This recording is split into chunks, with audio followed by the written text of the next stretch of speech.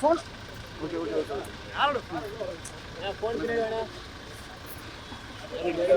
ஆடா கால் கால்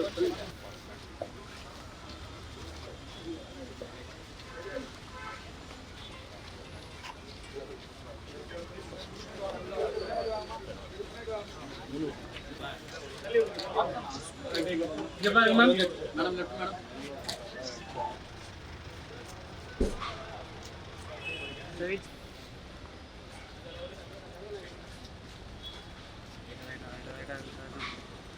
மேம் அப்படியே wait ma'am ma'am ஒரு நிமிஷம் ஒரு ஃபோட்டோ ஒரே second ma'am one second wait ma'am ஓகேயா வெயிட் வெயிட் வெயிட் என்னடா பண்ணுவேன் போன பின்னாடி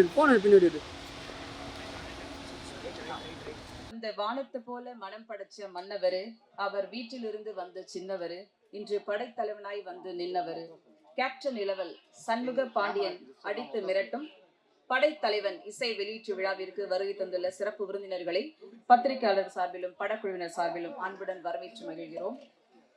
முதலில் விஜய் கம்பைன்ஸ் தயாரிப்பாளர் ஜெகநாதன் பரமசிவம் அவர்களை மேடைக்கு அழைக்கிறோம். தாஸ் பிக்சர்ஸ் காளிதாஸ் அவர்களை மேடைக்கு அழைக்கிறோம். KKR சினிமாஸ் ரமேஷ் அவர்களை மேடைக்கு அழைக்கிறோம். இயக்குனர் அன்பு அவர்களை மேடைக்கு அழைக்கிறோம்.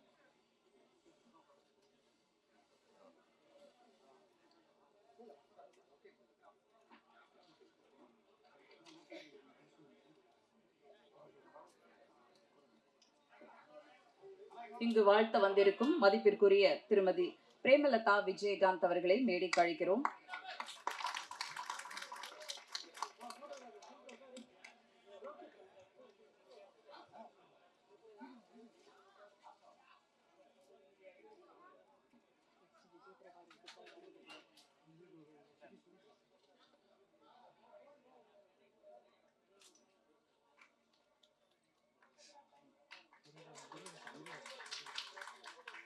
இயக்குனர் AR முருகதாஸ் அவர்களை மேடைக்கு அழைக்கிறோம்.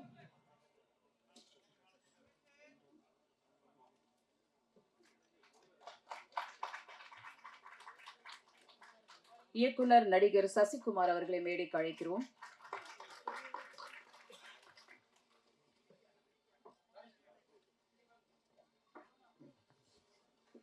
விஜய பிரபாகரன் அவர்களை மேடைக்கு அழைக்கிறோம்.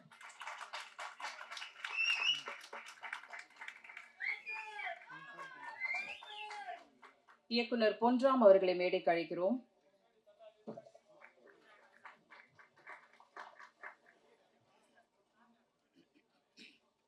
இயக்குனர் கஸ்தூரி ராஜா அவர்களை மேடைக்கு அழைக்கிறோம்.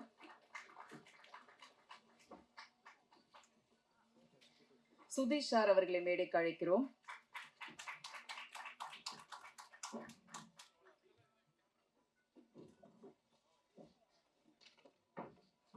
அம்மா டி சிவா அவர்களை மேடைக்கு அழைக்கிறோம். JSK சதீஷ் சார் அவர்களை மேடைக்கு அழைக்கிறோம்.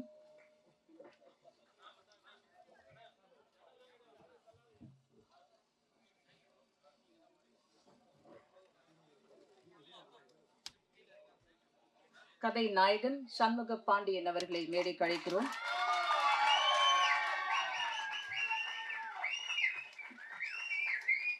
யாமினி சந்தர் அவர்களை மேடைக்கு அழைக்கிறோம். வசனகர்த்தா பார்த்திபன் தேசிங்கு அவர்களை மேடைக்கு அழைக்கிறோம். தந்தைக்கும் தாய்மொழி தமிழுக்கும் முதல் வணக்கம். மேடையில் அமர்ந்திருக்கும் பெரியவர்கள், பத்திரிகையாளர்கள் அனைவருக்கும் வணக்கம். சினிமாவுக்கு வர்றதுக்கான இன்ஸ்பிரேஷன் எப்போவுமே நிறைய பேர் சொல்லுவாங்க. என்னோட மானசீக குரு, அப்புறம் நான் வேலை செய்ய ஆசைப்பட்ட இடம் எல்லாமே முருகதாஸ் சார் தான். ஸோ அந்த இடத்துக்கு நான் நிறைய தடவை ட்ரை பண்ணாலும் அவரோட அசிஸ்டண்ட் திருக்குமரன்ட்டு தான் நான் நட்பே துணை படம் பண்ணுற அளவுக்கு வந்தேன். ஸோ கதை சொன்னதும் மான்கரத்தை படத்துக்கு சார் சொன்னதை கேட்டு அந்த ஒரு இன்ஸ்பிரேஷன் எங்களுக்கு இருக்குது. நன்றி சார். உங்களோட ஆசீர்வாதத்தோடு இந்த இடத்துல நிற்கிறேன். அதுக்கு அடுத்ததாக எனக்கு சின்ன வயசுலேருந்து எனக்கு யாரை பிடிக்கும்னு கேட்டாலே எங்கள் வீட்டில் இருக்கவங்க ஊரில் இருக்கவங்களே சொல்லிடுவாங்க. அதை நான் சொல்ல தேவையில்ல. கடலூர் விழுப்புரம் மாவட்டம்னாலே மற்ற ஸ்டேட்டை விட மற்ற இடத்தோட மாசாக சொல்கிற ஒரு பேர் கேப்டன். தலைவருக்கு ஆக்சுவலாக நான் வரும்போதே அவங்க அரசியலுக்கு வந்துட்டாங்க. ஸோ அவங்கள இயக்கிறதுக்கு வாய்ப்பில்லை, ஆனால் பார்க்கறதுக்கான வாய்ப்பை கொடுத்தது இந்த படம் தான். அதை தாண்டி ஒரு நன்றியாக அதாவது ஒரு ரசிகனாக தான் நான் இங்கே வந்து நிற்கிறேன். நான் இந்த படத்தோட திரைக்கதை வசனம் இது எல்லாத்தையும் தாண்டி ஒரு ரசிகனாக வந்து நிற்கிறேன். அவரை நான் ரசித்ததுக்கு 2 விஷயம் மட்டும் நான் எனக்கு தெரிஞ்சு சினிமாவில் பண்ணிட்டேன். ஒன்று, ஃபஸ்ட்டு படம் நான் நட்பே துணை பண்ணும்போதே அந்த படத்துக்கு நான் வச்ச பேர் கேப்டன் பிரபாகரன் தான். நீங்கள் இப்போ படம் பார்த்தாலும் தெரியும், அந்த ஹீரோவோட பேர் பிரபாகரன். இன்டர்வெல்ல ஸ்டேட் லிஸ்ட்டில் தேனா எப்படா இருக்குன்னும் போது junior hockey team captain Prabhakaran தான் நான் பேர் போடணும்னு ஆசைப்பட்டேன். பட் டைட்டில் எனக்கு கிடைக்கல.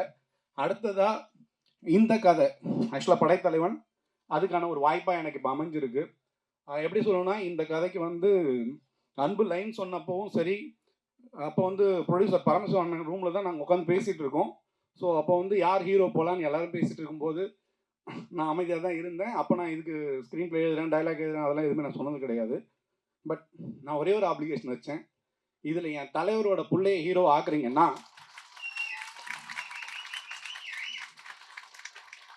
சூப்பர், திரைக்கதை வசனம் நான் ஃப்ரீயாக எழுதி தரேன். அடுத்தது, நான் தலைவன் சொல்கிறத தாண்டி ஒரு விஷயம் நான் யோசிச்ச விஷயம் என்னென்னா, ஒரு ஒட்டுமொத்த படையும் ஒருத்தனுக்கு முன்னாடி அமைதியாக நிற்கனா அவன் தான் படைத்தலைவன். அது என் தலைவன் விஜயகாந்த் மட்டும்தான். ஸோ அந்த விஜயகாந்த் சாருக்காக நான் எழுதின தலைப்பு தான் படைத்தலைவன். அதை தரேன்னு சொன்னேன். எனக்கு தெரிஞ்சு ஆண்டவரோட ஆசீர்வாதம், என் தலைவனோட ஆசீர்வாதத்தோடு அதை நான் இந்த படத்துக்கு கொடுத்துட்டேன். அது எனக்கு ஒரு மிகப்பெரிய வாய்ப்பு. உங்கள் முன்னாடியெல்லாம் இது நிற்கிறதுக்கும், அதே மாதிரி இன்றைக்கி என்றைக்கா இருந்தாலும் சரி, நான் எனக்கு ஏன்னா தலைவர் கூட ஒர்க் பண்ணதில்லை, ஷம்மு பிரதர்கிட்ட நான் ஒரு விஷயம் பார்த்துருக்கேன். ஸோ மக்கள் யார் வந்தாலும் ஒரு அரவணைப்போட பேசுகிறாரு. ஒருவேளை இப்படி தான் தலைவர் இருந்திருப்பாருன்னு நினைக்கிறேன் ஸ்பாட்டில். எனக்கு அந்த வாய்ப்பு கிடைக்கல. இங்கே நான் பார்த்துட்டேன். படம் முடிஞ்சு லாஸ்ட் நாள் எல்லாருக்கும் எங்கள் வயிறார பிரியாணியோட தான் போட்டாங்க. நான் ஷூட்டிங் பாட்டு அதிகமாக போகல, ஆனால் பிரியாணிக்கு போனேன். நல்ல விஷயம் பிரதர், அது கீப் இட் அப். அப்புறம் உங்களுக்கு என்னைக்காவது படைத்தலைவனேன்னு போஸ்ட் ஓடனா அதில் நானும் இருக்கேன். ஏன்னா அந்த டைட்டில் தலைவருக்காக கொடுத்த டைட்டில் உங்களுக்காக வந்து சேர்ந்துருக்குன்னா அவரோட ஆசீர்வாதம். மற்றவங்களை பற்றி எனக்கு பெருசாக இது சொல்ல தெரியாது. பட் ஆனால் இந்த படத்தை பற்றி நான் 2 விஷயம் சொல்லணும். படம் உணர்வு ரீதியாக இருக்கும். நம்ம வந்து வெறும் மனிதர்களுக்கானது மட்டும் கிடையாது இந்த உலகம். நம்ம நேசிக்கிற, அதாவது நம்ம இதில் ஒரு யானையாக பார்க்குறோம். நம்ம வீட்டில் வளர்கிற பூனையிலேருந்து நாயிலேருந்து எல்லாமே நம்ம நேசிக்கிற ஒரு பொருள்கிட்ட நம்ம உண்மையாக இருந்தோம்னா அது அதனோட அன்பை பயங்கர உண்மையாக கொடுக்குன்றது தான் இந்த படம். அந்த காதலை வந்து ஆக்சுவலாக ஷம்மு பிரதரையும் மணியனையும் லாஸ்ட் டே பிரிக்கிற அளவுக்கு பிரச்சனை ஆகிற அளவுக்கு இருந்தது. ஏன்னா மணின்றது வேறு யாரும் இல்லை, யானை. இந்த படத்தில் ஹீரோவுக்கு நிகராக அது படம் ஃபுல்லாக அவ்வளோ அழகாக நடிச்சிருக்கு.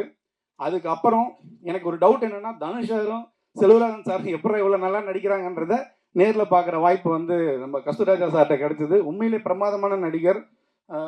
நிறைய படங்கள் பண்ணுவாங்க. ஏன்னா நீங்கள் நான் சொல்ல தேவையில்ல, படம் சொல்லும். அடுத்ததாக வந்து இதில் ஒருத்தர் வந்து காமிச்சாங்க. படம் பார்த்துட்டு இருக்கும்போது பார்த்தா யாராவது ஜெகபதி பாபு மாதிரி இருக்காருன்னு பார்த்தேன். அப்புறம் சொன்னாங்க கதிர் சாரோட அப்பான்னு சொல்லிட்டு லோகு சார். ஸோ அவங்களோட நடிப்பு நிறைய, அதாவது நான் நிறைய பேர் சொல்லலாம், ஏன்னா எனக்கு அப்புறம் பெரிய பெரிய ஆட்கள் இருக்காங்க சொன்னாங்க. இதோட முடிக்கிறேன். டெக்னீஷியனாக வந்து இந்த படத்தோட முதுகெலும்ப சதீஷ் சார். ஏன்னா நீங்கள் விஷுவல் பார்த்துருப்பீங்க. ஏன்னா நான் அவர் கூட இதுக்கு முன்னாடி ஒர்க் பண்ணதில்லை. ஒரு முதுகெலும்பாக இருந்து நான் என்ன எழுதணும், நான் ஸ்பாட்டுக்கு அதிகமாக போகல. நான் ஒரே ஒரு விஷயம் தான் எழுதி கொடுத்துட்டேன். அந்த ஸ்பாட்டில் எனக்கு நிகராக நின்று எனக்காக ஒரு இது பண்ணியிருக்காரு. இது எல்லாத்தையும் தாண்டி என் அன்பு. ஏன்னா எல்லாத்தையும் தாண்டி ஒரு அரவணைப்பு அன்புக்கிட்ட இருக்கும். ஆக்சுவலாக நீங்கள் அவரோட ரூமுக்கு போனீங்கன்னா அட்லீஸ்ட் ஒரு 5 அசிஸ்டன்ட் டைரக்டர் யாரோ உட்காந்துருப்பாங்க. அது ஒரு நம்பிக்கையோடு நம்ம அந்த இடத்துக்கு போகலாம். ஸோ இதுதான் இந்த வாய்ப்பை எனக்கு கொடுத்ததுக்கும், அதாவது பரமசிவண்ணனுக்கு, காளிதாஸ் சாருக்கும், ரமேஷ் சாருக்கும் நான் ஒரு விஷயம் சொல்கிறேன். என் தலைவனை நம்ம இது வரைக்கும் யாரும் கைவிடப்பட்டதில்லை. இந்த படம் உங்களை காப்பாற்றும், அவர்கள் ரசிகர்கள் நாங்களும் உங்களை காப்பாற்றும். இந்த நம்பிக்கையோட ஒரே ஒரு விஷயத்தை மட்டும் சொல்லி விடைபெறுகிறேன். உங்களது தாய்மொழி எதுவாக இருந்தாலும், தமிழ், ஹிந்தி மொழி எதுவாக இருந்தாலும் அதை நேசிங்க. அதற்கு இணையாக மற்ற மொழிகளையும் நேசிங்க. ஈழ்வது நாமாக இருந்தாலும் வாழ்வது தமிழாக இருக்கட்டும். நன்றி, வணக்கம் சார். அடுத்து நாம் பேச அழைக்கிறோம். பூமி தளத்தில் வாழும் பறவைகள், பூச்சிகள், புல்வெளி, மரங்கள், நகரும் நட்சத்திரங்கள், அழகான ஆறுகள், அடர்ந்த காடுகள் என இயற்கை உலகத்தில் பச்சை காடுகளை பரிசளித்து தரும் இவரின் ஒளிப்பதிவு பேராண்மை, கடம்பன் போன்று படைத்தலைவன் படத்தில் யானையும் படமாக்கி அழகுற காட்டிய ஒளிப்பதிவாளர் SR சதீஷ்குமார் அவர்களை பேச அழைக்கிறோம்.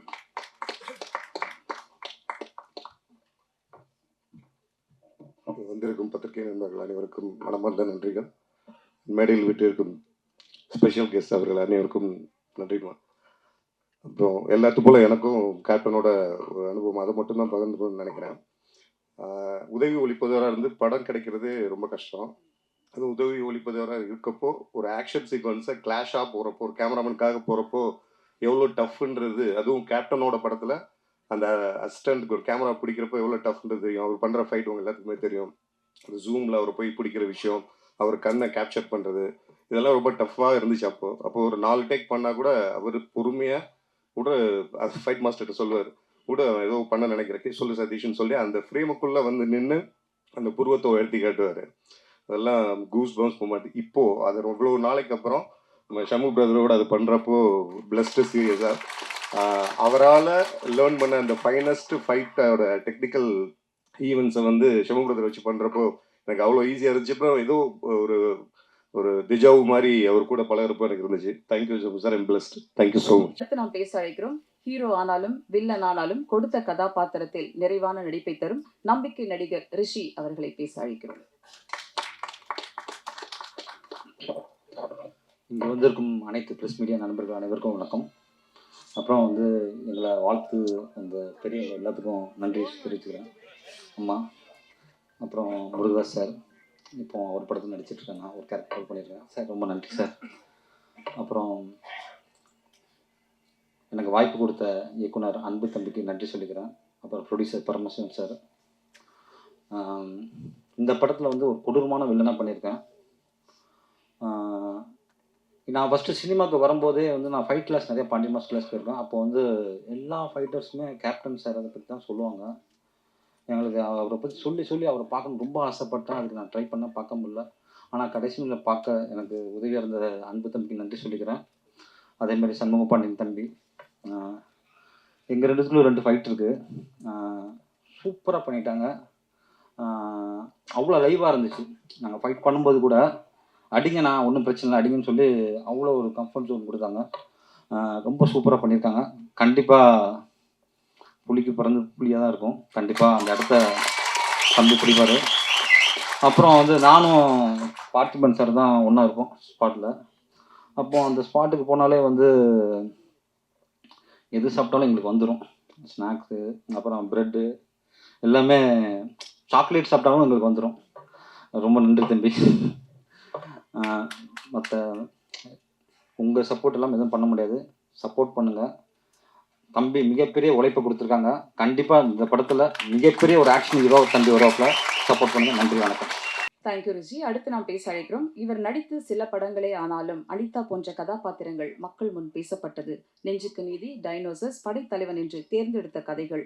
தமிழ் சினிமா எப்போதும் கொண்டாடும் அன்பேவா, இரு மலர்கள், எங்க மாமா போன்ற வெற்றி படங்களை தந்த AC திருலோகச்சந்தர் அவர்களின் பேத்தி. சிரிக்கும் பூவிதழாய் மௌனத்தின் அழகோடு அமர்ந்திருக்கும் படத்தின் முக்கிய கதாபாத்திரத்தில் நடித்த யாமினி சந்தர் அவர்களை பேச அழைக்கிறோம்.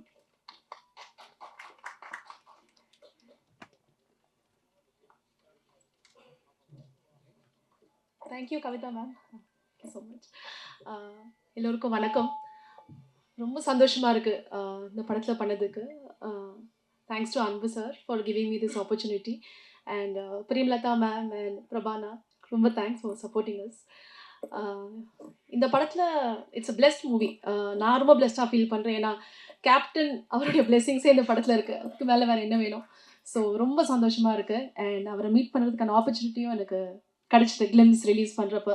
அதுவே ரொம்ப பிளெஸ்டாக நான் ஃபீல் பண்ணுறேன். அண்ட் அஃப்கோர்ஸ் இதில் Ilaiyaraaja sir major part in this film. Lovely song sir. உங்களை பற்றி சொல்கிறதுக்குலாம் என்ன சொல்கிறதுனே தெரியல. ஒரு legend and lovely song sir. So அதுவும் எனக்கு ரொம்ப சந்தோஷமாக இருக்குது. அண்ட் இதில் ஒர்க் பண்ண டெக்னீஷியன்ஸ், உங்கள் சப்போர்ட் இல்லாமல் எதுவுமே இல்லை.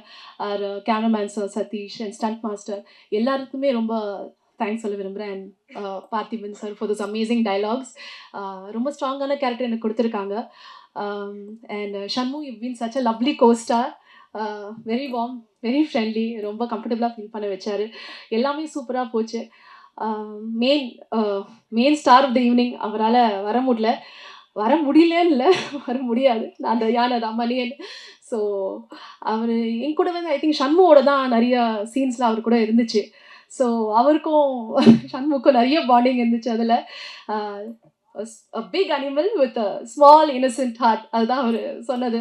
நான் நிறைய பிக்சர்ஸ்லாம் பார்த்துருக்கேன் ஷண்மு அவரோட பாண்டிங்லாம். ஸோ அவரால் வர முடியல, பட் அவர் நடிச்சிருக்காரு இல்லையா, ஸோ அவருக்கும் thanks for working patiently with us. And அவ்வளோதான், தேங்க்யூ ஸோ மச். அண்ட் கண்டிப்பாக ப்ரெஸ் மீடியா அங்கே வந்ததுக்கு ரொம்ப ரொம்ப நன்றி. ஹார்ட் ஒர்க் பண்ணியிருக்கோம், நீங்கள் வந்து கண்டிப்பாக எங்களுக்கு தேட்டரில் வந்து சப்போர்ட் கொடுங்க. நன்றி, தேங்க்யூ. மத யானை கூட்டம் பரியேறும் பெருமாள் என்று திரையில் கதாநாயகனாக்கிய கதிரை கதாநாயகனுக்கு தந்த இவர் படைத்தலைவனில் குபேரனாக நடிகராக அறிமுகமாகும் லோகு அவர்களை பேச அழைக்கிறோம்.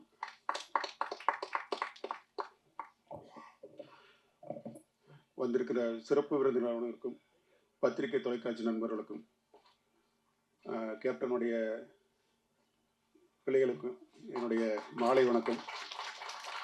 இந்த அற்புதமான படத்தில் எனக்கு இப்படி ஒரு கேரக்டர் கொடுத்த என் தம்பி அன்புக்கு ஒரு அன்பான வணக்கம். இந்த கேரக்டருக்கு பரிந்துரை பண்ண தயாரிப்பாளர் பரமேஷ் அண்ணன், இவங்க எல்லாத்துக்குமே என்னுடைய மிகப்பெரிய நன்றி. 35 வருஷமாக நான் டிஸ்ட்ரிபியூட்டராக இருக்கேன். நிறைய படங்கள் வந்து நண்பரோட சேர்ந்து கேப்டனோட படங்கள் பண்ணியிருக்கேன். அந்த கேப்டனை பார்க்குற பாக்கியம் எனக்கு கிடைக்கல. அதை நான் ஸ்பாட்டில் பார்த்தேன். நான் அதாவது வந்து ஒரு ஷார்ட்டில் போய் இது பண்ணுறதாகட்டும், அந்த கேரவனில் உட்காராமல் பிரதர் அடிபட்டுச்சா பிரதர் அப்படின்னு பார்க்குற ஒரு பண்பு இருக்கு இல்லையா வந்துட்டு, கண்டிப்பாக எங்கள் ஹீரோ பெரிய உச்சம் தொடுவார், பெரிய நம்பிக்கை ஒன்று.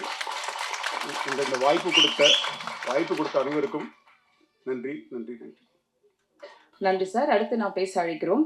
மண்மணக்கும் படங்களையும் திரை வியக்கும் 2 மகன்களையும் தந்தவர். தன் எழுத்தாளுமையால் நாவல்கள், புதினங்கள் என்று எதிர்கால சந்ததிகளுக்கு எழுத்துக்களை சேர்த்து வைப்பவர்.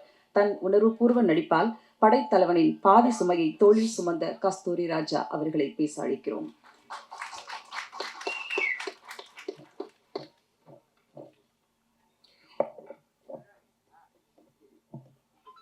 அரங்கத்திற்கு வணக்கம், மேடைக்கு வணக்கம். என்ன முதல் வணக்கம் எதுக்கு உங்களுக்கு சொன்னேன்னா, நீங்கள் மனசு வச்சா தான் படம் ஓடும். இப்போ இவங்கெல்லாம் பேசிட்டு போயிடுவாங்க, பட் நீங்கள் தான் போய் அந்த எந்திரத்தை முடுக்கி விடணும். படைத்தலைவன் இந்த டைட்டில் எப்படி உதயமாச்சு என்னன்னு தெரியல, ரொம்ப பேரை ஏங்க வைக்கிற ஒரு டைட்டில். எப்படி பார்த்தாலும் சரி, இப்படி பார்த்தாலும் சரி, இப்படி பார்த்தாலும் சரி, இப்படி பார்த்தாலும் சரி, இப்படி பார்த்தாலும் சரி, கேப்டனுடைய ரசிகர்களா இல்லாதவங்க யாருமே இங்கே இல்லை. நானும் அவரோட ஒரு படம் பண்ணியிருக்கேன், இயக்கியிருக்கேன். இங்கே பல விஷயங்கள், புது விஷயங்கள் இருக்குது என்கிட்ட சொல்கிறதுக்கு.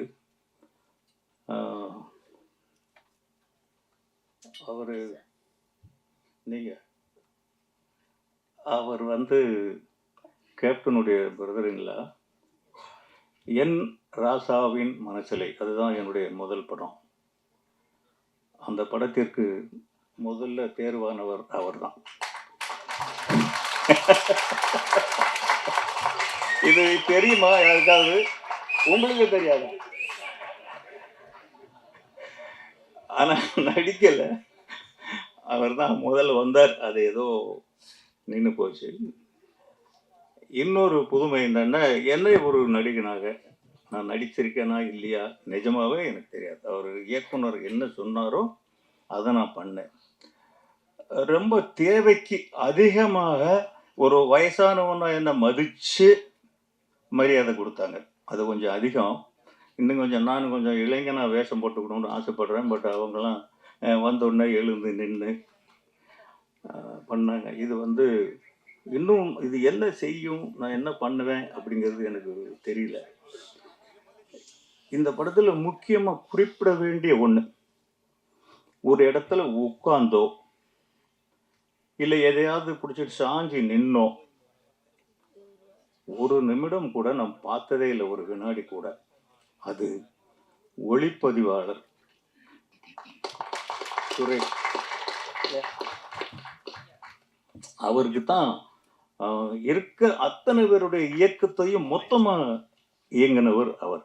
அவர் இல்லைன்னா உண்மையிலேயே இந்த படம் இவ்வளவு அழகாக வந்திருக்குமான்னு சொல்ல முடியாது. உண்மையிலேயே நான் பிரமிச்சு போயிட்டேன் பிரதர். நீங்கள் சொல்லும் போதெல்லாம் நம்பலை. அவர் அப்பப்போ சொல்லுவார். பட் இப்போ பார்க்கும்போது தெரியுது எவ்வளவு பெரிய உழைப்பு அவர் உழைச்சிருக்காரு. அந்த கேமரா விட்டு அவர் கை எடுத்ததே கிடையாது. இந்த மாதிரி ஒர்க் பண்ணார். தம்பி நம்ம ஹீரோ படைத்தலைவன் என்ன சொல்கிறது அவரை பற்றி, எல்லாமே அவர் மாதிரியே தான் இருக்குது. இன்னும் சொல்லப்போனால் அவரை விட கொஞ்சம் ஹைட்டாக இருப்பாருன்னு நினைக்கிறேன். முதல்ல போகும்போது ஒரு யானையோட நடிச்சிட்டு இருந்தோம். அவர் பூந்து விளையாடுறாரு. போன உடனே சின்ன பிள்ளை இல்லையா, டக்குன்னு போய் வீரம் விளைஞ்ச மண்ணுக்கு பிறந்தது அது. அவர் டக்குன்னு பூந்து விளையாடுறாரு, யானைக்கு முத்தம் வைக்கிறாரு, தட்டி கொடுக்குறாரு. இதுக்கெல்லாம் லஞ்சம் கொடுத்துருக்காருன்னு அப்புறம் தான் தெரியுது. நமக்கு கிட்ட போறதுனால உள்ள போறோம் வெட்ட வெட்ட வெட்ட வெட்டன்னு எடுத்து என்ன யானை என்னங்க அது பூனை குட்டியா தூக்கி வச்சு கொஞ்சம் இருக்கு. ஆனா அவரு பாஞ்சு இப்ப கட்டி பிடிக்கிறாரு, முத்தம் வைக்கிறாரு, அது கூட உட்காந்துக்கிறாரு. இப்படி போயிட்டு இருந்தா திடீர்னு ஃபைட்டுங்கிறாங்க. போய் பார்த்தாக்க 5 யானை நிற்குது. இப்போ ஒரு ஃபைட்ல நீங்க ஒரு ஷார்ட் பார்த்துருப்பீங்க. அந்த நாள் காலுக்குள்ள இருந்தபடி சர்வன் வெளியில வருது. எதை பத்தியுமே அவர் பயப்படவே இல்லை. அது ஒரு மான்குட்டிகளோட விளையாடின மாதிரி அவர் விளையாடினார். இதுக்கெல்லாம் ப்ராக்டிஸ் பத்தாது. பேசிக்கலி நமக்குள்ள ஒரு ஃபவுண்டேஷன் இருக்கணும். அது கேப்டன் போட்ட விதைங்கிறதுனால தான் அது இருக்கு. இல்லாட்டி இதுக்கு வேற எந்த விதமான ஆதாரம் இருக்கவே முடியாது. யாருங்க போய் யானையோட அந்த அளவுக்கு ஃபைட் பண்ணுவாங்க? புரட்சி தலைவர் எம்ஜிஆர் நல்ல நேரத்தில் நடித்தார் யானைகளோட. இப்போ இவர் யானைகளோட நடிச்சிருக்காரு. ரிசல்ட் என்னன்னு நீங்களே பார்த்துக்கோங்க. யானையும் கிட்டத்தட்ட ஒரு பூனைக்குட்டி மாதிரி அந்த அளவுக்கு ப்ராக்டிஸ்டு எலிஃபண்ட் வச்சுருந்தாங்க. ரொம்ப நாள் அதுவும் பண்ணுச்சு. நான் நடித்தது கொஞ்ச நாள் தான். இருந்தாலும் கூட எவ்வளவு சிரமப்படணுமோ அவ்வளவும் பட்டாங்க, எவ்வளவு கஷ்டப்படணுமோ அவ்வளவும் பட்டாங்க. திடீர்னு ஷாட் வச்சா மழை வந்துடும், 2-3 நாளைக்கு ஷாட்டே இருக்காது. இதுக்கெல்லாம் எவ்வளவு கால்குலேஷன் ஆகும், எவ்வளவு கணக்காகும்னு ஒரு ப்ரொடியூசராக எனக்கு தெரியும். இதையெல்லாம் தாண்டி இன்னைக்கு இந்த அளவுக்கு இந்த படம் நின்று இருக்குன்னா அது அந்த தயாரிப்பாளர், டைரக்டர் அன்பு, இவங்களுடைய அசகாய சூரத்தனமான ஒரு சாதனைன்னு தான் சொல்லணும். இல்லாட்டி இந்த அளவுக்கு கொண்டு வர முடியாது. அது இந்த பாலக்காடுங்கிற ஊர், அது நம்ம பூலோக சொர்க்கம் மாதிரி ஒரு ஊருங்க. அதுக்குள்ளே தான் ஃபுல் ஷூட்டிங். ஒரு டேமுக்குள்ளே தண்ணி குறைஞ்சிருந்தது. அதுக்குள்ளே போய் எவ்வளவோ பெர்மிஷன், இது ஏகப்பட்ட சிக்கல். இப்போ கூட இன்னும் முழுசாக தீர்ந்து இருக்காது, இன்னும் கொஞ்சம் இருக்கும். படம் எடுக்கிறவங்களுக்கு மொத்த சிக்கலும் கடைசியில் தானே வரும். அது இருக்கும். இதையும் தாண்டி நீங்கள் ஜெயிப்பீங்க. நம்ம மீடியா எல்லாம் கட்டாயம் இந்த படத்தை பற்றி நல்லா எழுதுவாங்க. நல்லா எழுதுனா இதை விட இன்னும் முக்கியமான ஒரு விஷயம் என்னன்னா, இசை ஞானி இளையராஜா. அவர் இளையராஜான்னு சொன்னே எனக்கு புல்லரிச்சு போச்சு. அதை விட என்ன வேணும் இந்த படத்துக்கு? ஒரு வரப்பிரசாதம். 2 பாட்டு கேட்டோம். உண்மையிலேயே அது சமாளிப்பே கிடையாது. அப்படி ஒரு அழகான பாட்டு 2 கொடுத்துருக்காரு. இன்னும் எத்தனை பாட்டு மொத்தத்தில்? 3. இன்னொன்று தான் இருக்கான், அதை காமிக்கல. அதையும் காமிச்சிருக்கலாமே. 3 பாட்டு ரொம்ப நல்லா இருக்கு. இளையராஜா ரீரெக்கார்டிங் நீங்கள் சொல்லவே தேவையில்லை. இது ரீரெக்கார்டிங் படம். பிச்சு படல் எடுத்திருப்பாரு. நீங்களாம் இருக்கீங்க, படத்தை காப்பாற்றுவீங்க நம்பிக்கை இருக்குது.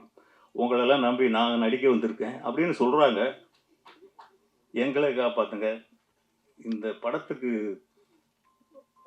இன்வெஸ்ட் பண்ண ப்ரொடியூசரை காப்பாற்றுங்க. அந்த இயக்குனரை காப்பாற்றுங்க. நன்றி. நாம் பேச அழைக்கிறோம். தங்க மீன்கள் தரமணி தொடங்கி ஃபயர் வரை சினிமாவில் எல்லா நுணுக்கங்களையும் அறிந்தவர், தமிழ் சினிமாவின் வணிக புள்ளி JSK சதீஷ் அவர்களை பேச அழைக்கிறோம். அனைவருக்கும் மாலை வணக்கம். இந்த நிகழ்ச்சிக்கு வந்திருக்கும் அன்னியார் அவர்களுக்கும் ஜூனியர் கேப்டன் விஜய் பிரபாகரன் அவர்களுக்கும், நம்ம திரைத்துறையோட வருங்கால கேப்டன் சண்முக பாண்டியன் விஜயகாந்த் அவர்களுக்கும், சகோதரர் சுதீஷ் அவர்களுக்கும், மேடையில் அமர்ந்திருக்கும் திரை முன்னணி நட்சத்திரங்கள் அனைவருக்கும் இந்த நேரத்தில் வாழ்த்துக்களும் நன்றியும் தெரிவித்துக் கொண்டு, இந்த படம் படைத்தலைவன். இந்த படத்தை தயாரித்தவர் பரமசிவம், என்னுடைய 25 ஆண்டு கால நண்பர். அவரால் இந்த சினிமாவுக்கு கிட்டத்தட்ட நிறைய தயாரிப்பாளர்கள் உருவானாங்க. அது எனக்கு தெரியும். ஏன்னா அவர் கூடயே பயணிச்ச ஆள், பழகுவதற்கு ரொம்ப இனிமையானவர், வியாபாரம் தெரிந்தவர். அவர் இப்படி ஒரு படம் எடுத்திருக்காரு அப்படிங்கும்போது ரொம்ப மகிழ்ச்சி. அவர் இந்த படத்தில் அவர் மிகப்பெரிய லாபம் சம்பாதிக்கணும், வெற்றி பெறணும். அதுக்கேற்ற மாதிரி அவருக்கு டீம் அமைஞ்சிருக்கு. குறிப்பாக டைரக்டர் அன்பு 24 மணி நேரமும் இந்த படம் சிந்தனையாக சுறுசுறுப்பாக எந்த வேலை இருந்தாலும் அதை கொஞ்சமும் சலிக்காமல் பல பல பல முறை அதை மாற்றங்கள் ஏற்படுத்தி அந்த படத்தை ரொம்ப பிரமாதமாக கொண்டு வந்திருக்காங்க. இதெல்லாம் நான் சொல்கிறதுக்கு காரணம் எனக்கு பேசுகிறதுக்கு ஒரு வாய்ப்பு இது உருவானதுக்கு காரணம், இந்த படத்தை முழுசாக நான் பார்த்துட்டேன். பார்த்ததால் என்னால் கணிக்க முடிஞ்சது, இந்த படம் நிச்சயமாக தமிழ் சினிமாவில் இந்த ஆண்டில் எழுதி வைத்துக் கொள்ளுங்கள் மிகப்பெரிய ஒரு வெற்றி படமாக இருக்கிறது.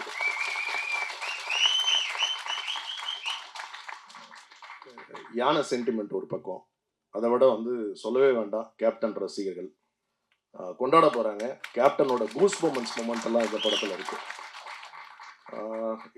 நான் கேப்டன் ரசிகராக இல்லாமல் யாருமே இருக்க முடியாது, நான் உட்பட. அவரோட ஃபைட்டுக்கு நம்ம ஸ்கூல் காலேஜ் டைம்ஸ்லலாம் நம்மலாம் பயங்கரமான அடிமை. அது ஒரு செவுத்துல போய் அப்படி ஒரு காலை வச்சு அப்படி எகிரி வந்தாருன்னா அது திரும்ப இன்னொரு வாட்டி பார்க்கணுன்னு போய் உட்காந்து பார்ப்போம். அதே மாதிரி அவருடைய வாரிசு, அதான் சார் சொன்ன மாதிரி புலிக்கு பிறந்தது பூனை ஆகாது. ஒரு 6 அடி கம்பீரமான ஒரு ஹீரோ. அந்த ஃபைட்ஸ்லலாம் அவ்வளோ ரிஸ்க் எடுத்து ரொம்ப பிரமாதமாக அவருடைய காட்சிகள் வந்திருக்கு. நிச்சயமாக இந்த படம் ஒரு வெற்றி படமாக இருக்கும். கஸ்தூரி ராஜா சார் ரொம்ப பிரமாதமாக நடிச்சிருப்பாரு. ரொம்ப யதார்த்தமான, இங்கே வரும்போதே முதல்ல சொல்லிட்டேன் அவர்கிட்ட, சார் வாழ்ந்திருக்கீங்க இந்த கேரக்டர் அப்படின்ட்டு. அதே மாதிரி இந்த படத்தில் என்னுடைய நண்பர் திரு லோகு கதிரோட ஃபாதர், ஒரு தமிழ் சினிமாவுக்கு ஒரு புது வில்லன் கிடச்சிருக்காரு. ரொம்ப நல்லா நடிச்சிருக்காரு. படத்தில் இசை, பாடல்கள் எல்லாமே ரொம்ப பிரமாதமாக இருக்குது. இந்த படம் ஆரம்பிச்சதும் தெரில, முடிஞ்சதும் தெரில. ஒரு 2 மணி நேரம் 15 நிமிஷம் தான் மொத்த படமே. குடும்பங்கள் கொண்டாட வேண்டிய ஒரு படமாக இருக்கும் இந்த படம். நான் இன்னும் சொல்ல போனால் தயாரிப்பாளர்கிட்ட சொன்ன, ரிலீஸ்க்கு முன்னாடியே கேப்டன் ரசிகர்களுக்கு போட்டு காட்டுங்க, பப்ளிக் ஒரு ஷோ போட்டு காட்டுங்க, அவங்களே கொண்டு போய் இதை சேர்த்துருவாங்க. அந்த அளவுக்கு நீங்கள் பயப்பட வேண்டிய படமே இல்லை, தாராளமாக யாருக்கு வேணாலும் போட்டு காட்டலாம் அப்படின்னு சொல்லி அவருக்கு உற்சாகமும் ஊக்கமும் கொடுத்துருக்கேன். இந்த படம் வெற்றி அடைய நீங்கள் எல்லாரும் மீடியா, ப்ரெஸ், நீங்கள் சப்போர்ட் பண்ணணும். வந்திருக்கும் அனைவருக்கும் இந்த நேரத்தில் மீண்டும் நன்றிகளை தெரிவித்துக் கொண்டு விடைபெறுகிறேன். நன்றி, வணக்கம். நன்றி சார். அடுத்து நாம் பேச அழைக்கிறோம் தமிழ் சினிமாவில் கலங்கரை விளக்காய் கை காட்டி வழி நடத்தி செல்லும் அம்மா கிரியேஷன் டி சிவா அவர்களை பேச அழைக்கிறோம்.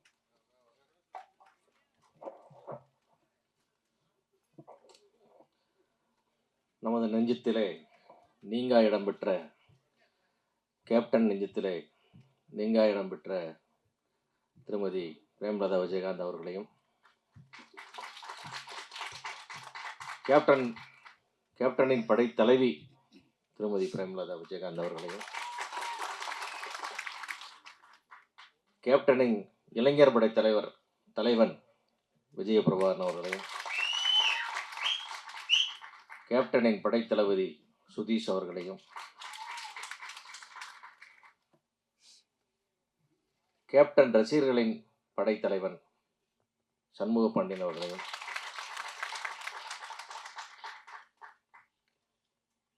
அதேபோல கேப்டனுடைய வரலாற்றிலே நீங்கா இடம் பிடித்த, முத்திரை பதித்த ஒரு மாபெரும் படமான ரமணாவை இயக்கிய பாசத்திற்குரிய முருகதாஸ் அவர்களையும், பட ஓடலினாவே சம்பளத்தை ஏற்றுற இந்த காலத்தில் பட ஓடுனா கூட சம்பளம் ஏற்ற மாட்டேன்னு சொல்கிற அன்புக்குரிய ஹீரோ,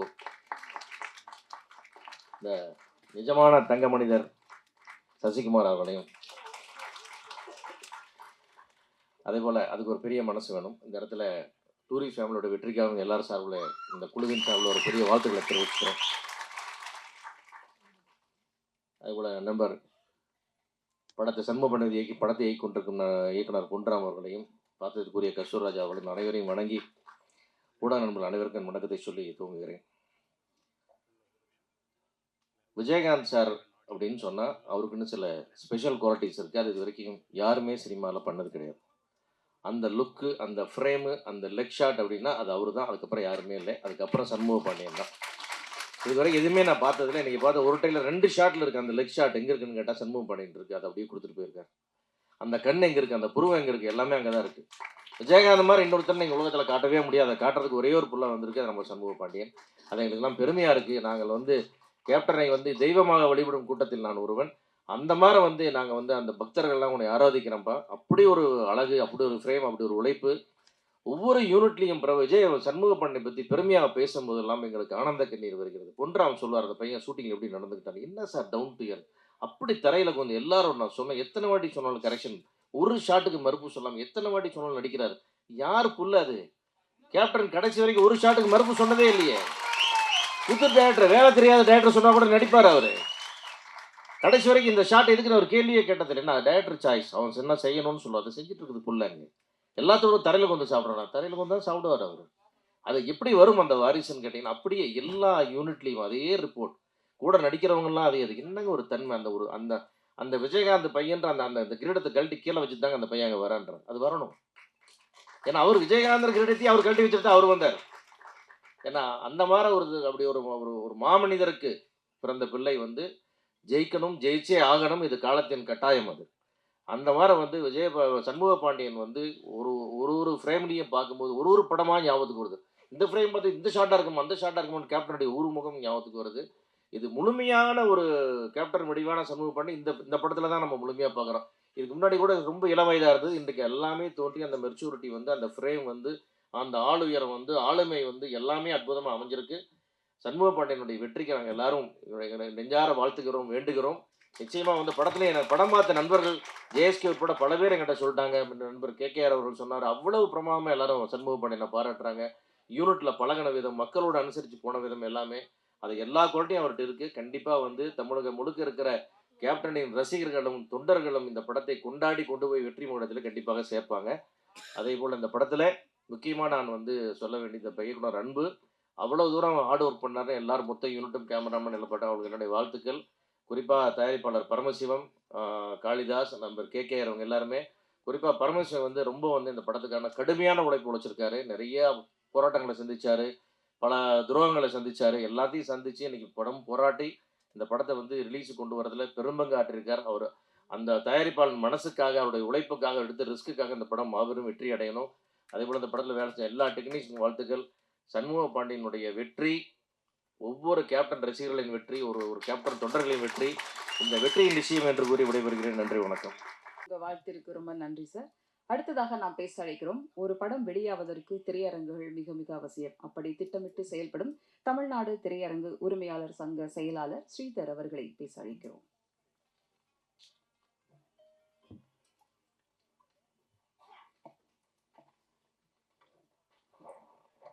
அன்புக்குரிய சதீஷ், நண்பர் சிவா, கஸ்தூர்ராஜா சார், நிறைய படம் உங்கள் படத்தில் நிறைய சம்பாரிச்சிருக்கோம். சிவாஜி சார், குஷ்பு, ராதிகா மேம், நிறைய படம் நிறைய சம்பாரிச்சிருக்கோம். அடுத்து ரொம்ப குறிப்பிட்டு சொல்லணும், சசி அந்த சம்பளத்தை ஏற்ற மாட்டேன்னு சொன்னது ஒரு பெரிய ஒரு தயாரிப்பாளர் சார்பாக நாங்கள் தியேட்டருக்காரங்க ரொம்ப சந்தோஷப்படுறோம், ரொம்ப ரொம்ப சந்தோஷப்படுறோம். படம் ஒரு பெரிய வெற்றி. இந்த 5 மாதத்தில் கலெக்ஷன் வைஸ் பார்க்கும்பொழுது ஒரு ஃபேமிலி ஆடியன்ஸ்னால் எக்ஸ்ட்ராடினரி ஃபேமிலி ஆடியன்ஸ், ஃபேமிலியாக குழந்தைங்களோட அத்தனை பேர் படம் பார்க்குறாங்க. ரொம்ப ரொம்ப கலெக்ஷன் நல்லாயிருக்கு. எங்களுக்கு இந்த படத்தோட டேம்ஸ் கொஞ்சம் கம்மி, அதனால் லாபம் அதிகம். இன்னும் சொல்லப்போனால் ஒட்டுமொத்த கலெக்ஷனில் ரெட்ரோ படத்தோட ஒட்டுமொத்த கலெக்ஷனை டூரிஸ்ட் ஃபேமிலி கலெக்ஷன் கிராஸ் பண்ணிடுச்சு. நான் ஓப்பனாக டிக்ளேர் பண்ணேன். ஸோ மனமார்ந்த பாராட்டுகள் சசி. இதை கண்டினியூ பண்ணணும், நிறைய பெரிய வெற்றிகள் கொடுக்கணும்னு கண்டிப்பாக நான் கேட்டுக்கிறேன். அடுத்து முருகதாஸ் சார், ரமணா, தீனா, இந்த 7ஆம் அறிவெல்லாம் அந்த ஃபஸ்ட்டு ஒரு 1/2 hour படம் பார்த்துட்டு ரொம்ப பெரிய ஒரு மிகப்பெரிய எனக்கு ஒரு சம்திங், எனக்கு அது சொல்ல வரல எனக்கு. அது ரொம்ப ரொம்ப ஹேட்ஸ் ஆஃப் சார். அடுத்த வர படங்களும் பெருசாக வெற்றி அடைஞ்சு சினிமாவும் நல்லா இருக்கணும். தியேட்டர் பேசிக்காக நல்லா இருந்துச்சுன்னா சினிமா டோட்டலாக எல்லாம் எங்கிட்டேருந்து ஃபுல்லாகவே காசு அங்கேருந்து தான் பாஸ் ஆகி போகுது. ஸோ அது நல்லா இருக்கணும். நண்பர் சுதீஷ் அவர்களுக்கும் கேப்டனுடைய 2 சிங்கக்குட்டிகள் வருகின்ற 2026 மே மாதம் தமிழ்நாட்டை அடுத்து யார் ஆட்சி செய்ய வேண்டும் என்று நிர்ணயிக்கக்கூடிய முதல் 5 சக்திகளில் ஒரு சக்தி திருமதி கேப்டன் அவர்களுக்கும் வணக்கம். அடுத்ததா என் பக்கத்தில் உட்கார்ந்துருந்தாரு சதீஷ். கேமரா ரொம்ப டாப் சார். கஸ்தூராஜா சார் சொல்லிட்டாங்க, இவர் சொல்லிட்டாரு. யானை சென்டிமெண்ட்டுங்கிறது ஒரு பெரிய சென்டிமெண்ட். நல்ல நேரம் எவ்வளோ பெரிய வெற்றின்னு உங்களுக்கு எல்லாத்துக்கும் தெரியும். கும்கி படம் திருச்சி ஊர்வசியில் 100 days. அதனால் அந்த யானை சென்டிமெண்ட் கண்டிப்பாக ஒரு பெருசாக ஒர்க் அவுட் ஆகி வரும். 2 பாட்டு போட்டாங்க. அதில் 2வது பாட்டு ரொம்ப சூப்பராக, ஃபோட்டோகிராஃபி ரொம்ப எக்ஸ்ட்ரானரி. எல்லாரும் அன்பு அன்புன்னு சொன்னாங்க. நான் அவரை பார்த்ததில்லை.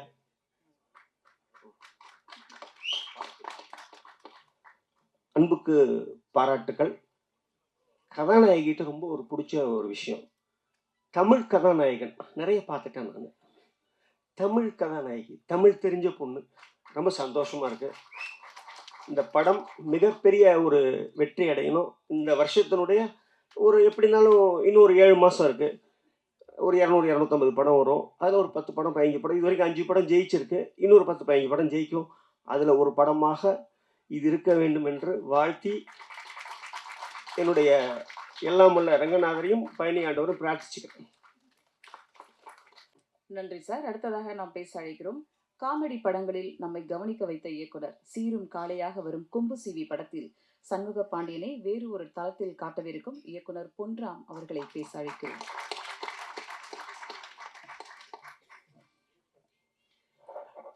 அனைவருக்கும் வணக்கம். மேடையில் அமைந்திருக்கும் அனைவருக்கும் வணக்கம். சிவா சார் லாஸ்ட்டாக சொன்ன மாதிரி நான் பிரேமில் ஃபஸ்ட்டு வைக்கும்போதே அவரோட கண்ணு தான் பார்த்தேன். அவருக்கு சண்முக கண்ணு தெரில, எனக்கு கேப்டன் கண்ணு தான் தெரிஞ்சுது. ஃபஸ்ட்டே ஷாக் ஆகிட்டேன். நான் 48 times வச்சுருந்தோம். அது உள்ளே என்ட்ரி ஆகிற ஃபஸ்ட் ஷாட்டு அவருடைய சண்முகனுடைய ஃபஸ்ட் ஷாட்டை தான் எடுத்தேன். எடுத்தோடனே எங்கள் டீமே சொன்னாங்க, இது அப்படியே கேப்டன் பார்க்குற மாதிரி. அந்த மாதிரி தான் செட் பண்ணியிருந்தோம்.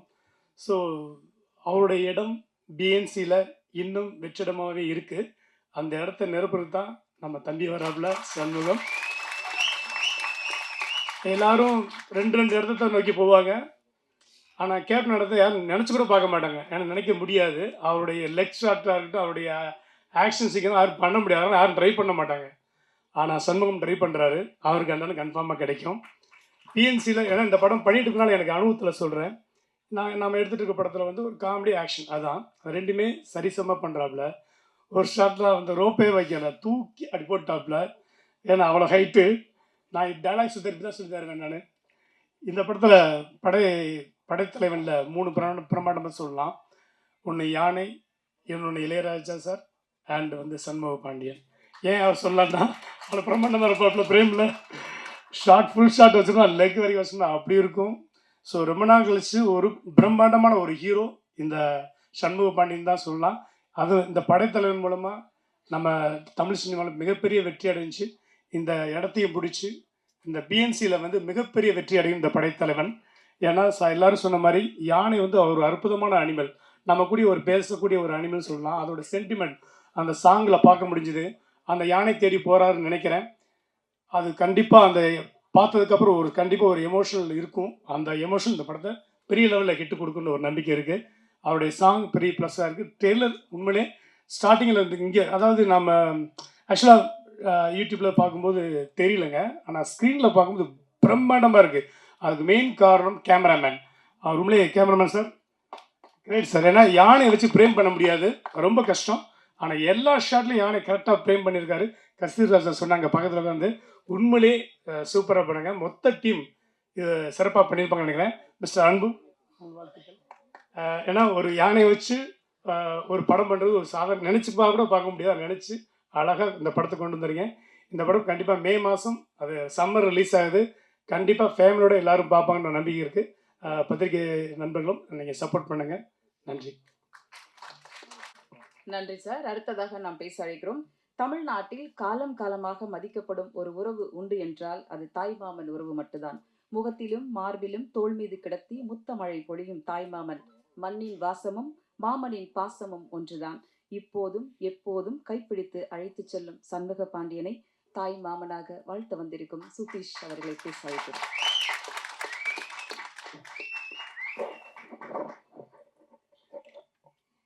அனைவருக்கும் என்னுடைய மாலை வணக்கம். கேப்டனுடைய நல்லாசிரியரும் விஜய் சிறி கம்பைன்ஸ் தயாரிக்கும் படை தளபதி எல்லாம் சொல்லலாம். நம்ம இங்க வருகை தந்துள்ள சண்முக பாண்டியனுடைய ரசிகர்கள் அனைவருக்கும் என்னுடைய மனமார்ந்த வாழ்த்துக்கள். அதே போல கேப்டனுடைய நண்பர்கள், பத்திரிகை சேர்ந்த மூத்த பத்திரிகையாளர்களுக்கு கேப்டன் சார்பில் என்னுடைய மனமார்ந்த நன்றிகளும் வணக்கம் தெரிவிச்சுக்கிறேன். நான் இந்த படத்தை பொறுத்த வரைக்கும் சண்முக பாண்டியனுக்கு ஒரு ப்ளஸ் இருக்கு. அவர் முதல் நடித்த படம் சகாப்தம், அது வந்து மியூசிக் வந்து யுவன் சங்கர் ராஜா. இந்த படம் வந்து இசை ஞானி. மூணாவது படம் வந்து யுவன் சங்கர் ராஜா. மூணும் சிறிய நேரத்திலேயே வந்து இளையராஜா குடும்பத்தில் 3 இசையமைப்பாளர்கள் நடித்த ஒரே ஹீரோ சண்முக பாண்டியன் மட்டும்தான், வேறு யாருமே கிடையாது.